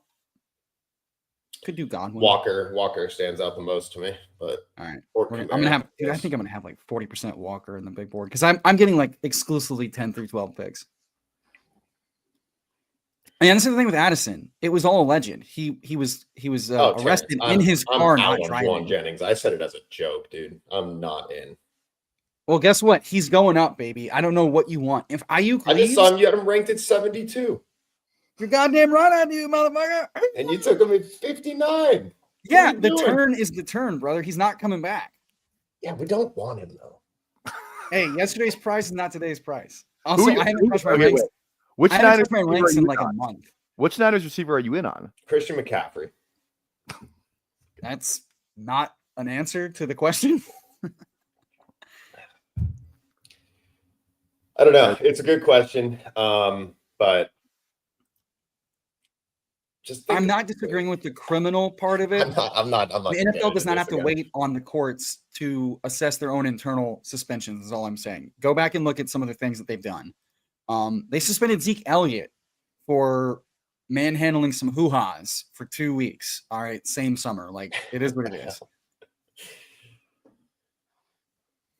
All right. But I do agree with you that, like, the NFL seems that if they think that there's a strong enough case for their own personal conduct policy, they'll do it. And then if more additional stuff comes out, then it is what it is. We saw that with the punter for the Chiefs. The NFL acted swiftly, and then it wasn't until his litigation was all done, he was cleared of everything, that the NFL like wiped the slate clean and they brought him back. Like, this is how this stuff goes when it comes to DA specifically, from what I can recall off the top of my head. If someone's thinking differently, they can. Anyway, Eric, you were trying to make a point about being wrong on Juwan Jennings, I think. Emphasis on trying. No, man, he's just not. He's just average. He's just an average receiver. 2.5 yards per time, and he run might be in the right place, the right time again. But it's not a bet on talent. I'll tell you that much. He got an extension after wrecking the playoffs, and then he crushed this past season. No, check the dude. I'm so sick. Go look at the freaking game logs. I think people are like literally having a hard time remembering. So 3 huge games. Like 3-10 target games to close out the season is bad. How many fantasy points did that equate to? What's the sign say? We can't read the sign. Watch film, brother. Yeah, watch film, brother. What is that? What is that fantasy football star sign or something? What? Wait, what? What was that? It was The Simpsons. Oh. Tyler, get me off track here. I want to go off on Juwan Jennings for the 12th stream. Brother, go for it. I'm not going to interrupt you for the next 60 seconds. Go ahead. Jump ball guy, no separation. Everyone's hurt. 7th year in the league, right? Just give me whoever else is on the team. That's my argument. So Rizzy. I thought you had a lot Yeah, more. Rizzy's a player Middle. who got shot in the chest and was better than Pearsall by the end of was better than Juwan by the end of the year. He You know, earned less Ayuk's going to be volume. back week 6, whatever. He'll be, you know. Ayuk's the answer. Like the Jennings thing is probably going to be fun. Like maybe the first 5 weeks, probably a good redraft pick, but I think it's a terrible best ball pick. Can I ask a question? No. Okay. Fuck me, I guess. Yes. Who's a worse pick? Juwan Jennings or Tyler Warren at ADP? Tyler Warren's He hates fine. Tyler Warren. No, I don't hate Tyler Warren. He's just fine. He's not Bowers. He's going at the Bowers price in a market where all tight ends are pushed down. So I think that's He's going to get drafted higher than Bowers, process. I mean, I was very right for not taking Warren in the beginning and taking Loveland in the 150s the whole time. I feel good about that. Which could still be wrong, but what's gonna happen when Ayuk gets traded because the staff is out on the antics and they have Rizzy? I will still fight against Jennings the whole time. So it's ideological. It's a David. No, it's wait not. for I mean, Hollywood to sign in San Francisco. Who's better, Hollywood Brown and Juwan Jennings? Insulting Great question. I think it's Hollywood Brown. Yeah, Are we both downs? Are we all downs over McMillan, or do y'all think I McMillan? am. Yeah. Yeah. Okay. Until the Godwin news, it seems like It seems like Godwin's 75 to 80% likely to resign. Right. Terrence, the NFL can just say you by getting arrested, you have broken personal policy. It doesn't have to be in the court of law. McMillan, Pollard, Jalen. I like Pollard, man. I like Pollard it's too. such a weird pick because it's like you're not really excited to click them, but it's like they got Tajay Spears there. It feels like running back's the least of their concerns, especially where they're picking in rounds 1 and 2 specifically. Yeah. I think he's insulated from rookie running back, which you can say about very few backfields in the NFL. And he was good last year when he played. Like they fed him, man. Like they came out and said, we want this to be a 1A, 1B thing. No, don't pull that up. Let Tyler finish talking. We don't. That's like okay. Let's take Sammy Watkins on this team. Let's take any player who's ever done that. A guy that hasn't done anything for 4 years on this. Sammy Watkins, good draft. Let's take a guy who had one good game in his career, and let's put him in the 5th round where we took. I think by saying one good game, you're ignoring that he had a very awesome playoff stretch that got him an extension before last year's regular season. He almost won the Super Bowl MVP. If the Niners would have won, he would have won Super Bowl MVP. No, that doesn't count in BBG's mind because it didn't happen in the regular season. So therefore, sure. And I mean, Cole Hardman had an amazing Super Bowl for the Chiefs as well. So Cole Hardman never earned 10 targets in a game ever. That's the difference. Yeah. Well, when you're running next to Chris Conley and Jacob Cowing, it shouldn't be too hard to earn 10 targets. He did it running against Rizzy Pearsall and George Kittle. No, he didn't. Yes, he did. I don't think he did. He earned 10 targets and 11 targets his last 4 games where Rizzy Pearsall was active. Rizzy wasn't anything yet, and then Kittle was hurt the whole year. You just said Rizzy outperformed him last year. Yeah, but he was shot in the chest, man, as a rookie. He was shot in the chest. Oh, my God. Okay, just to wrap up the Jennings thing, his catchable target rate was only 31st in the league with 73.5%. His quality rating wasn't that good. His ADOT was 9.9, so solid, but probably because he's not separating whatsoever. So Purdy's got to try to throw targets weren't anything. His deep targets weren't anything spectacular. He did get 15 red zone targets, which is pretty good. Target share 26.3%. Target rate 28.4%. This was a year where he was splitting between slot and out wide. Had 1,119 air yards, so 1,100 air yards, pretty fucking good. Total of 113 targets. That's pretty good. And then a yards per out run of 2.45, 11th in the league, topped the entire team. Yards per reception 12.7. So this is a player who broke out last year, and for all intents and purposes, started playing a new role, not slot but out wide. Did fine to very good doing it, and could just pick up where he left off as far as target earning and quality rating. And Ayuk may be getting traded because the team had, if you read the report yesterday, the team had a trade ready to go to send him to the Steelers, and Shanahan nixed it last minute, said we got it, and then like he just started, then Ayuk started throwing fits right after he got extended, started a little slow, then got hurt, and now the team is like saying no more bullshit, no more passion, no more emotion. We're being cold, we're being calculating, and they're thinking about trading Ayuk again. So if all that happens, I love looking at this. Look at 7 catches for 52 yards. That's great. 7 catches for 67 yards. The guy's earning targets because no one else is out on the field, and he's getting 5-6 yards a catch. This is not a high upside play. He's shown high upside just because he didn't pop on the touchdowns the way you would. Overtime game. Yeah. I like being very results oriented, that if he didn't smash in every game on efficiency, he's a bad pick. That's why we only chase players that smashed, unless they smash too much. Now they're going to regress. It's not a consistent way to play the game, in my opinion. Volume is good, actually. I like it. I'm the villain that we need. Tucker Kraft at 98. Wow. Yeah. BBG, question for you. Trivia question. Yeah, sure. It made me think of this. Where'd Sammy Watkins go to college? Oh, I don't know. Oh, I was just that. That'd be fun. You know EmoCowboy? Sammy Watkins? Sorry, I was reading the chat. What'd you ask? Where did Sammy Watkins go to college? College. Jesus. First round pick, first receiver off the board in that stacked receiver class with OBJ and Mike Evans. I'm trying to remember where he went. Wasn't it Clemson? Yeah, it was Clemson, yeah. Yeah.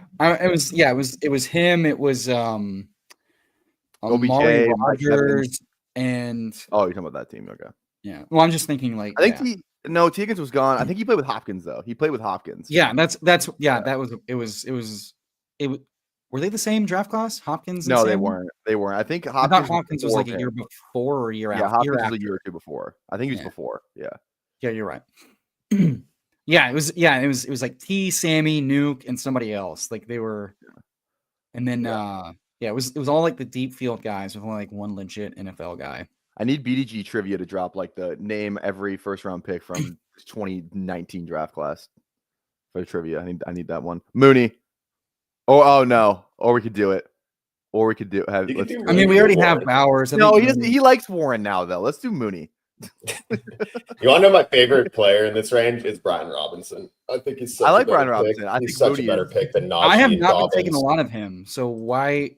We also have Jaden Daniels, but honestly, when I think about it, Brian's game log. Najee Harris has never had a carry longer than like 36 yards in his career. I'm kind of not taking any more Najee Harris because. Am I missing something with Mooney? Like, I'm a Falcons fan, but like, I just feel like what he did last year is like so worthy of a 9-10 turn pick. We'll get back to that. Are we done at tight end? Do we want to add a running back? Running back probably makes sense. I don't know if we want to handcuff. So JK, Najee. I'm in on B-Rob. Dude, B-Rob is good, and he's on the best offense in the NFL, and he stacks with our quarterback.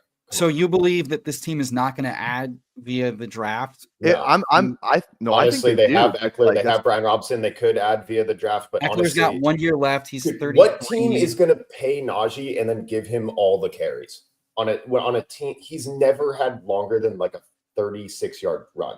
We just saw Gus Edwards be a great pick because he was given goal line touches in a good offense. It doesn't matter. What the fuck, dude? What is this memory? What are you talking about? He was not a good pick. He was a 18th to 20th round pick that had 3 spike weeks and usable weeks in a good offense. Are we talking about last year? He was not. He was not an 18th round. You mean the big board, maybe? Oh no, yeah. In the big board, he was late. In normal drafts, he was like what 13th, 12th, 13th. I wouldn't say he's a good pick. I don't remember him doing anything. Week 15, he had like what 25 points because he had the flukiest like fell in the end zone for like 40 yards, but had like 3 touchdowns or something. Yeah, like that's a Najee total like. Here's where I'm going to push back. We see teams do dumb, illogical things all the time. Like Pittsburgh just ran him more than Jalen Warren, right? But for the 3rd season. I don't know if other teams look at Najee the way Pittsburgh did. And I think that's the misconception. I think a lot of other teams might have seen how Najee was playing and then not given him the ball. I didn't want to. I would rather have taken J.K. Dobbins there. I'm actually fine with Dobbins because Dobbins is very good. Dobbins was more explosive and more efficient than B-Rob was. And we know that previous to his injury, the league liked his shit. And if he returns to the Chargers, I think it's a solid pairing again. If he returns to the Chargers, yes. But I just don't see him going somewhere else. Like, I think the injury history is still there. Yeah, he's another year removed from it, so maybe he can even be more efficient. But it's just like, I don't know, man. I like B-Rob. Like he's good. He's on a good team. Wasn't that good last year? But he fell in the end zone a ton of times. He He's was their good. goal He line was back. good last year. He's fine. He's like I need the BBG from 5 minutes ago shitting on the game log of Juwan Jennings to go shit. I got it. Yeah, give me the B-Rob game log, because my problem with B-Rob is he was supplanted by Eckler and by Nichols multiple times, and instead of running on the goal line, they just threw it because it was more efficient than B-Rob behind that line. And I'm very much concerned that I was a B-Rob bull last year, but I think he was middling to fine last year. 1, 2, 3. Just look at the game log. I'm not talking about missed time. Because there were plenty of games where Eckler was gone. Over 4 yards to carry. He had 25 targets. Well, his receiving's not going to get it done. Yeah, I know. Why isn't What's the game log? That's what I want to know. What's the game log? What do you want me to read? Just from top to bottom? Yeah. You just read how bad fantasy Juwan points 16, 16, 10, 19, 13, 13, 8, 13, 2, 20, 10, 1, 7, 2.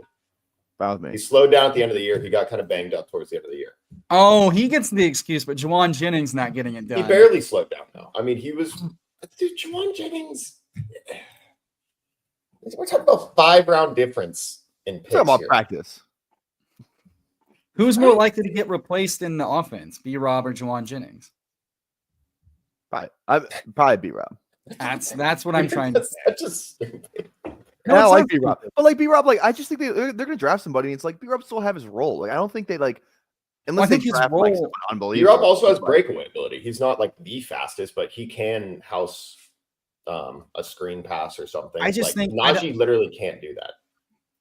And we're trying to win a crazy contest. Okay, so once again, this straw man you've done of Najee versus B-Rob, I was just saying I'm not as in on B-Rob as you guys are, not because of Najee. More guys go in that range than just Najee.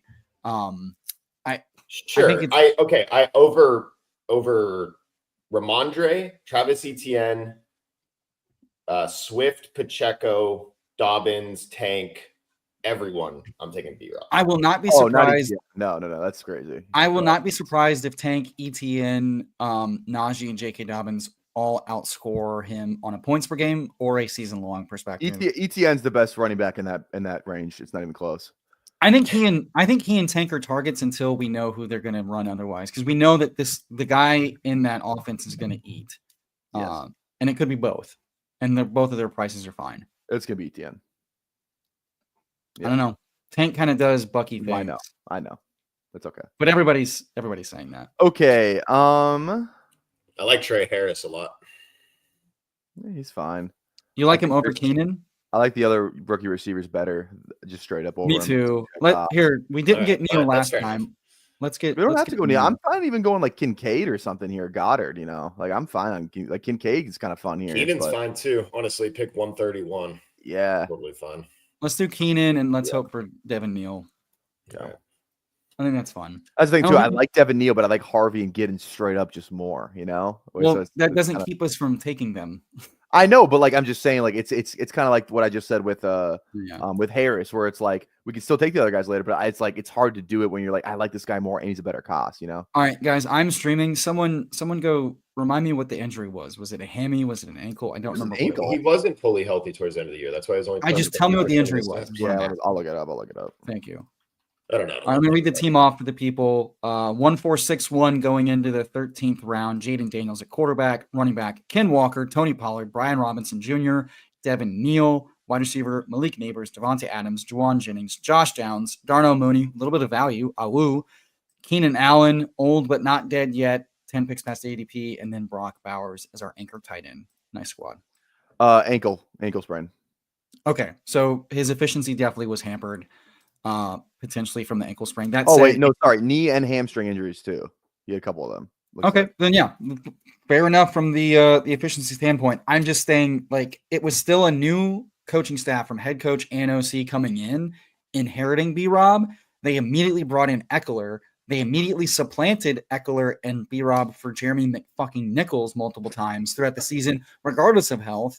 And Jaden Daniels runs, and this is a loaded running back class. So all those things combined, the price feels more fragile than not right now. Shane if he's Daniels not running the guy. is in his favor. That's not against him. McNichols, no, McNichols was getting goal line stuff. Like that was shocking to me. He was hurt. That's all. I think McNichols had the best spike of any Washington running back last year. Check me on that. I think he had the best fantasy point spike last year. He did have one crazy game. Yeah. Was that one? Yeah. That was like the dual touchdown because he had 140-point game. Yeah, that's not nothing. That B-Rob had potentially the worst. Well, no, I think Eckler was the most like usable weeks, but no spike weeks. Brian Robinson had some spike weeks, and then McNichols had the best spike week. What are you guys doing with Pacheco? Because I'm not touching him. Like it's just like because he was definitely hurt last year. Like you could just kind of like he was hurt. Like I think that's not even up for like we liked him enough to be like, all right, we're gonna take this guy in like what was he like the 3rd, 4th round last year, something like that, 4th round pick. And then now it's like now we're just done. Well, I wasn't touching him in the 4th round, and then he got injured, and the fantasy docs told us, hey, he's gonna have like a minimum 20% production efficiency drop coming off this injury. Yeah, and he definitely looked worse than Kareem Hunt, and now. Once again, this is a good running back class to just add a talented dual threat phase guy with speed and juice. I think Pacheco is like, I'm not anybody that was phased out for the playoffs. I'm not touching in the top 120. Yo, that's the thing with Pacheco. It's like, he definitely like, I feel it's going to be they're going to add somebody. Casey's going to add somebody. If they add somebody at the end of the first two, where it's like, yeah, they can take. They kind of have O-line concerns now. Chris Jones isn't getting any younger, and then this defensive tackle edge class is just stacked. So I could definitely see them going defense again 1st round. But they need to fix their offense, man. Their offense was like definitely not as good as their defense last year by any stretch. Like they couldn't put up points like we've seen them do. So it's like I think they need to invest in the offense more than they do in the defense. But that being said, this class is deep at D tackle and. Just D-line in general, but it's deep at running back too. So I think they're going to add somebody. It's just where do they add that running back? Is it a 1st round? Is it a 2nd round? Or is it, maybe a little bit later? And they're just like, okay, we'll get Brashard Smith on early day 3, and then we'll just have him with Pacheco. And then that's probably like best case scenario for Pacheco is they had a day 3 running back and not like a day 2 or a day 1. So 2 things. To your point, I think Casey is definitely Casey definitely is going to draft guys. But they can easily, between the Mahomes restructure and the Thuney trade and the Chris Jones restructure, they can go add a Najee. They can go add a J.K. Dobbins. They can go add a Rico. If Najee goes to the Chiefs, they don't add a rookie. I'll take Pacheco over Najee. Okay. Anyway, so like they can add a free agent and a draft guy. So I think Pacheco has 2 ways to lose. People are talking about when I mentioned Ayuk trade, I meant this offseason being traded.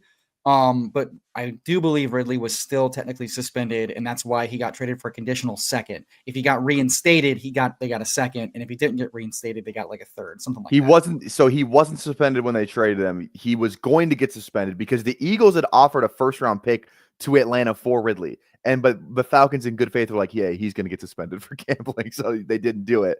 But that was bring me on for the hot takes. Trust me.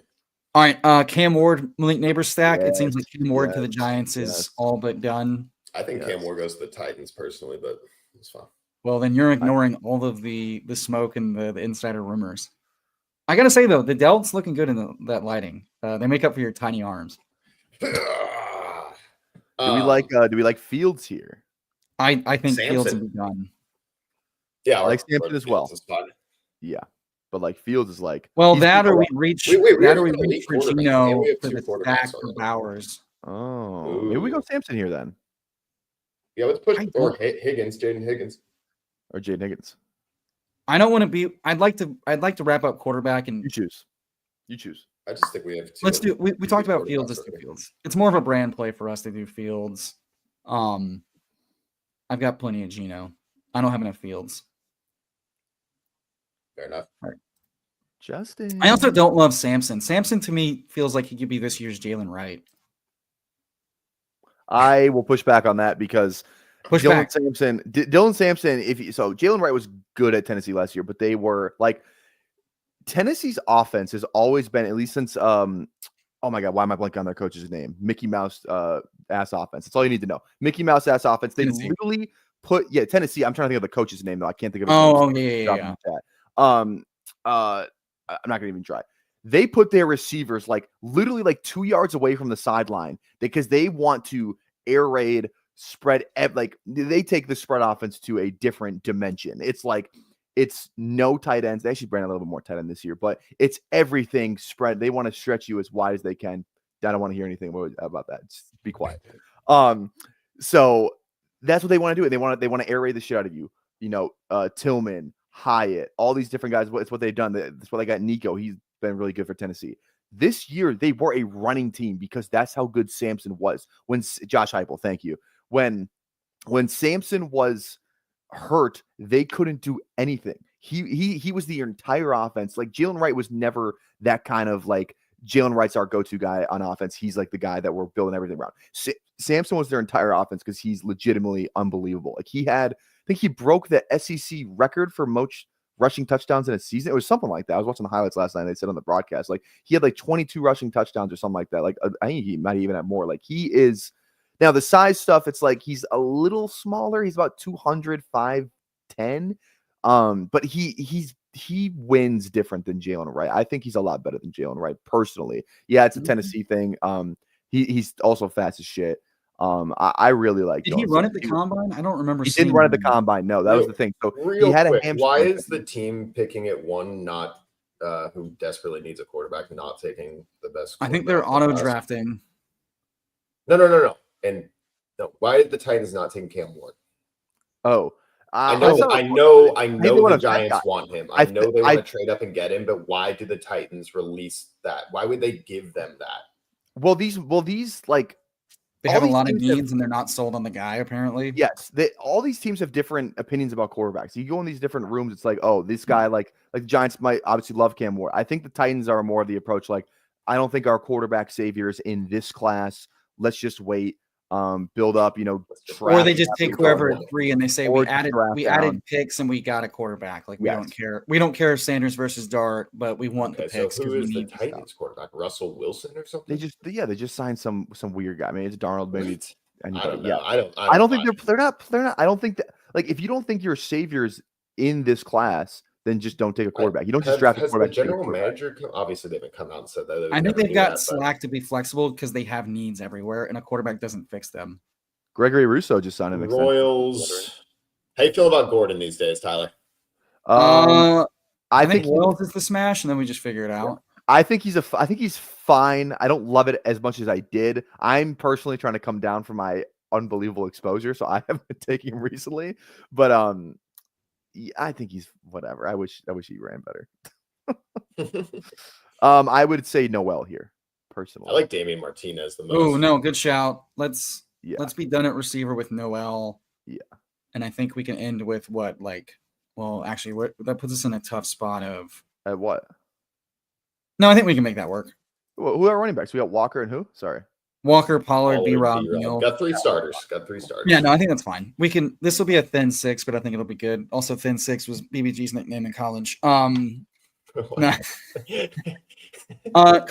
notes. Steve Shoup over at Fanspeak. He and Megan and Bruni and everybody over there is super fun, super awesome. And he's great rookie. Great rookie takes. He's saying he agrees that Samson more complete than Wright.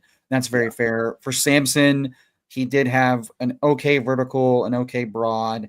Lance Zierlein comped him to Brian Westbrook from like a film perspective. So that's pretty interesting.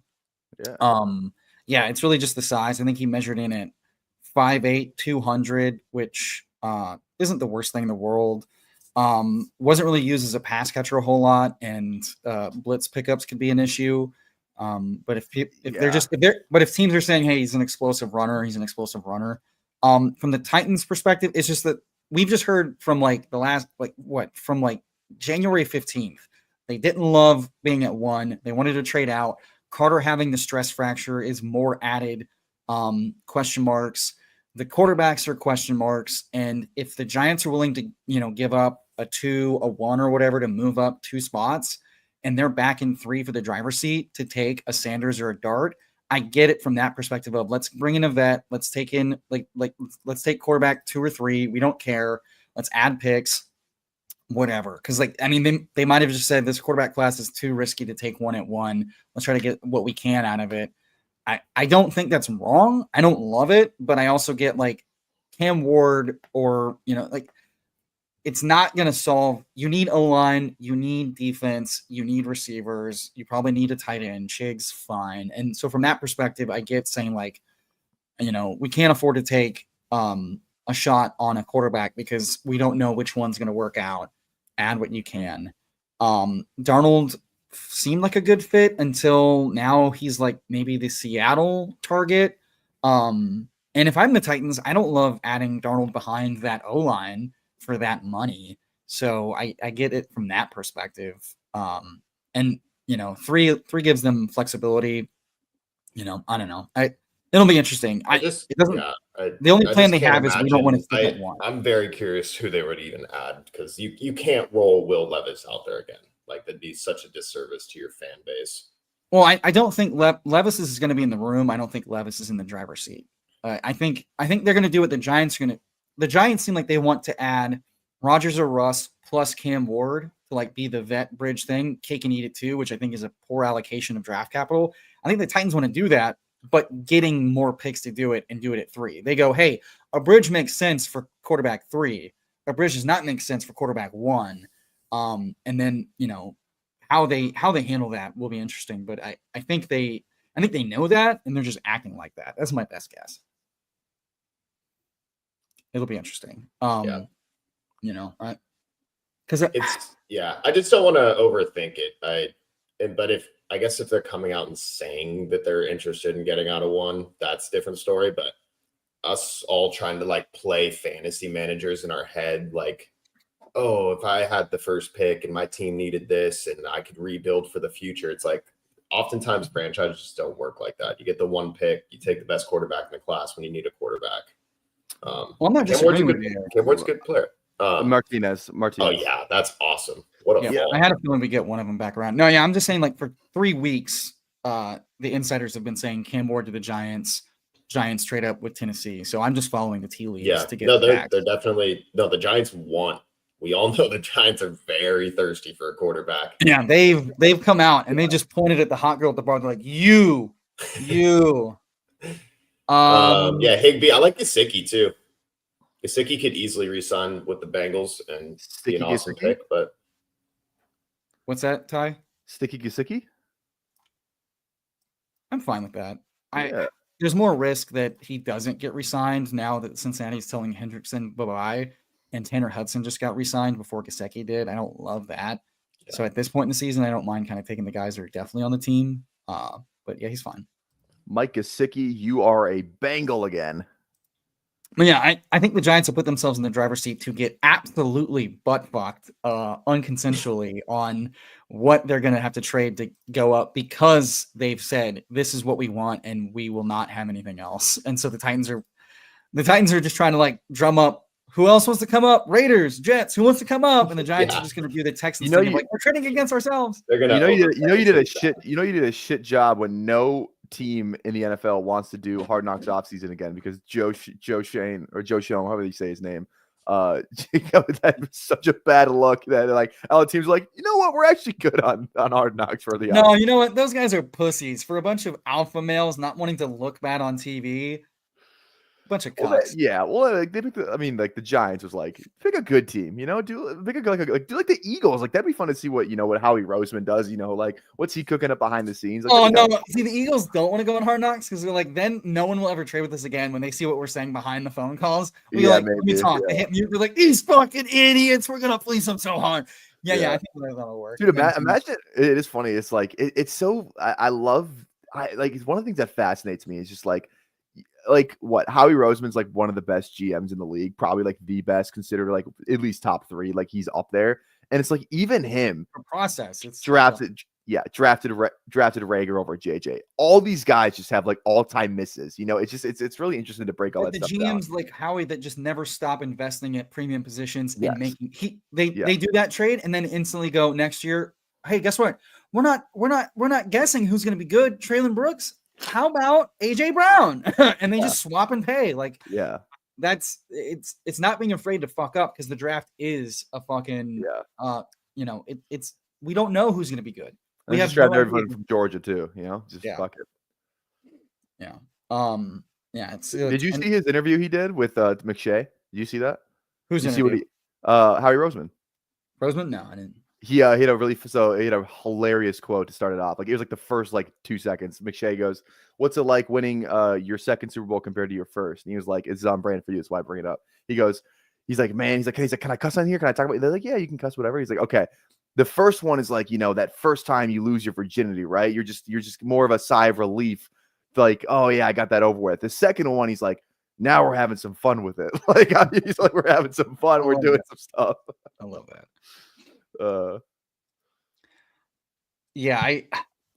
I think this draft it's going to be interesting because all the smoke about Sanders falling and to me it screams like last year where we're more likely to see the quarterbacks go in the top 12 than not, just because of need and because of thirst.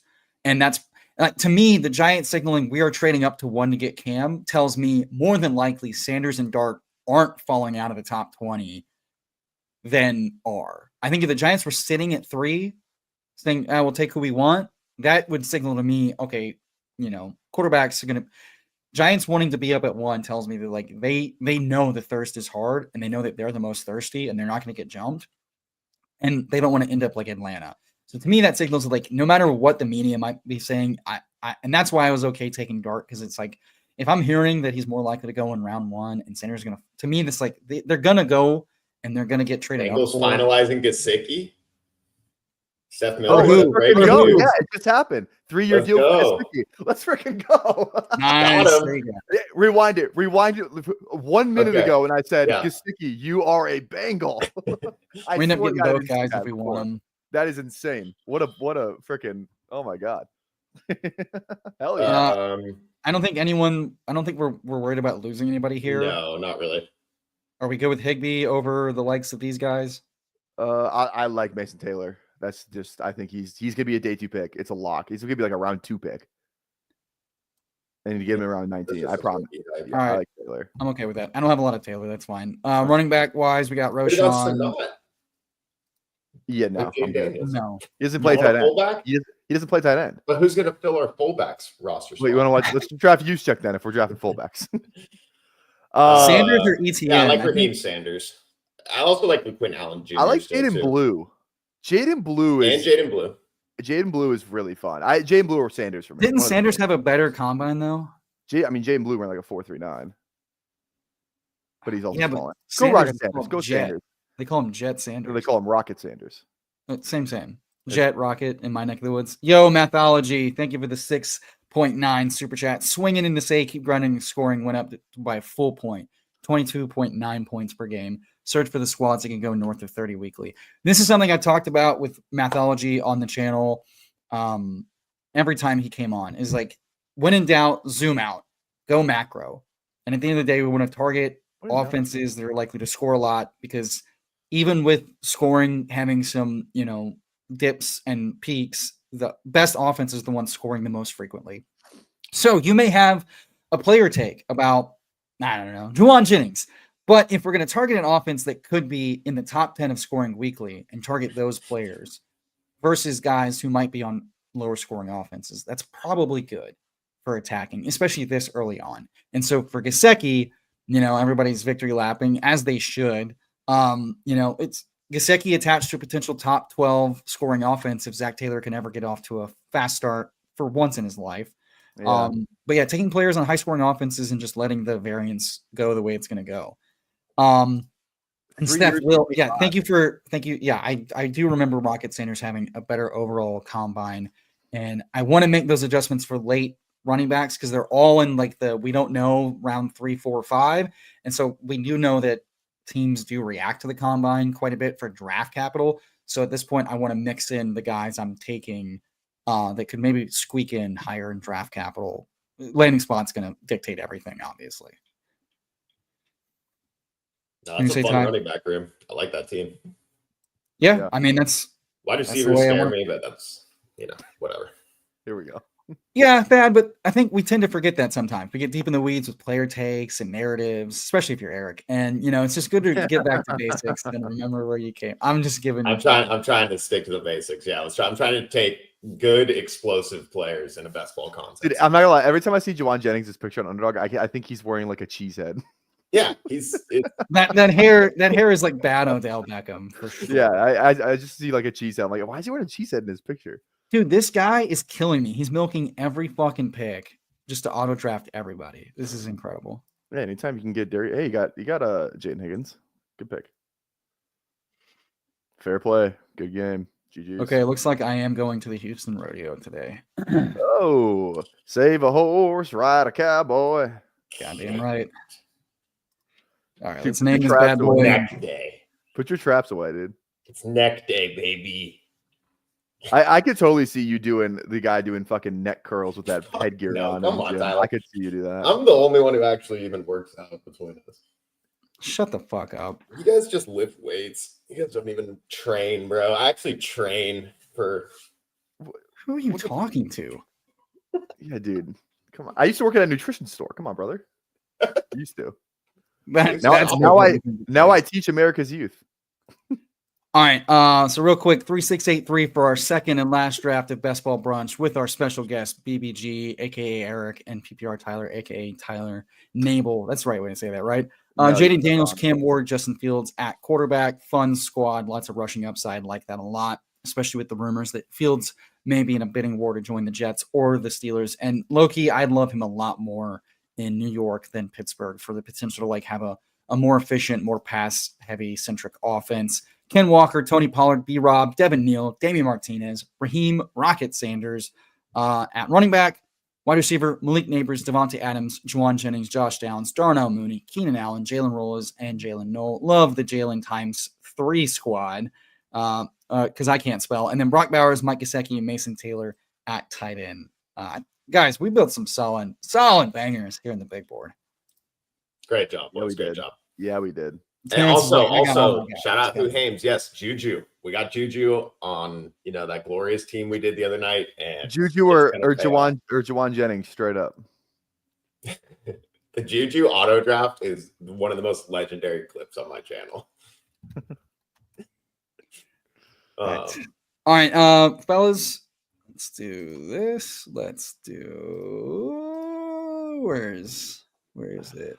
I'm not gonna lie, I blacked out for 5 minutes when you guys were doing whatever because I was thinking about how we're gonna the defense I'm gonna run this playoff game that starts in an hour for our basketball team that I coach. Oh, Gritty with the Twitter comment. What's up, Gritty? There we go. What's going on, Gritty? Also, he's on Twitter.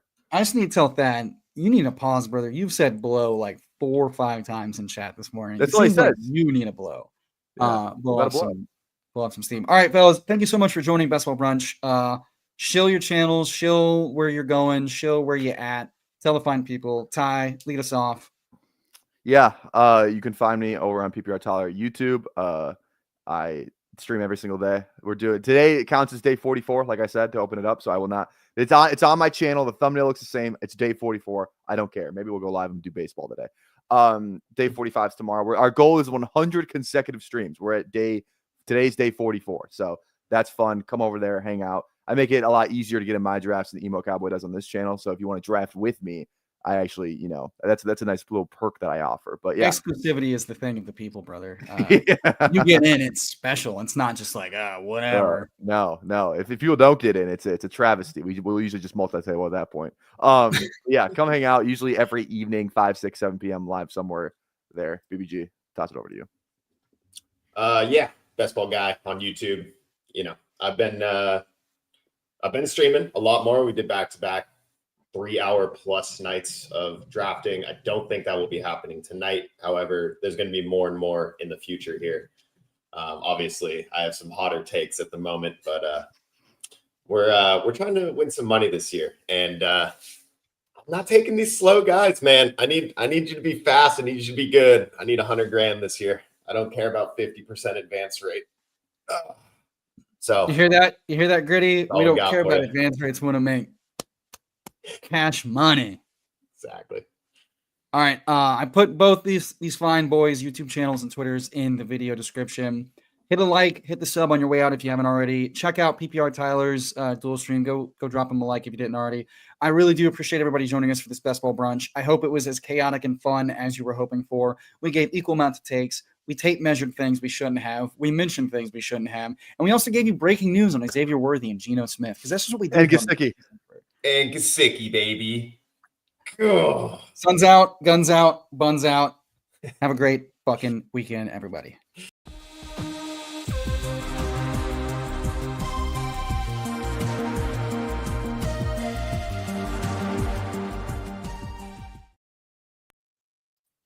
Fellas, that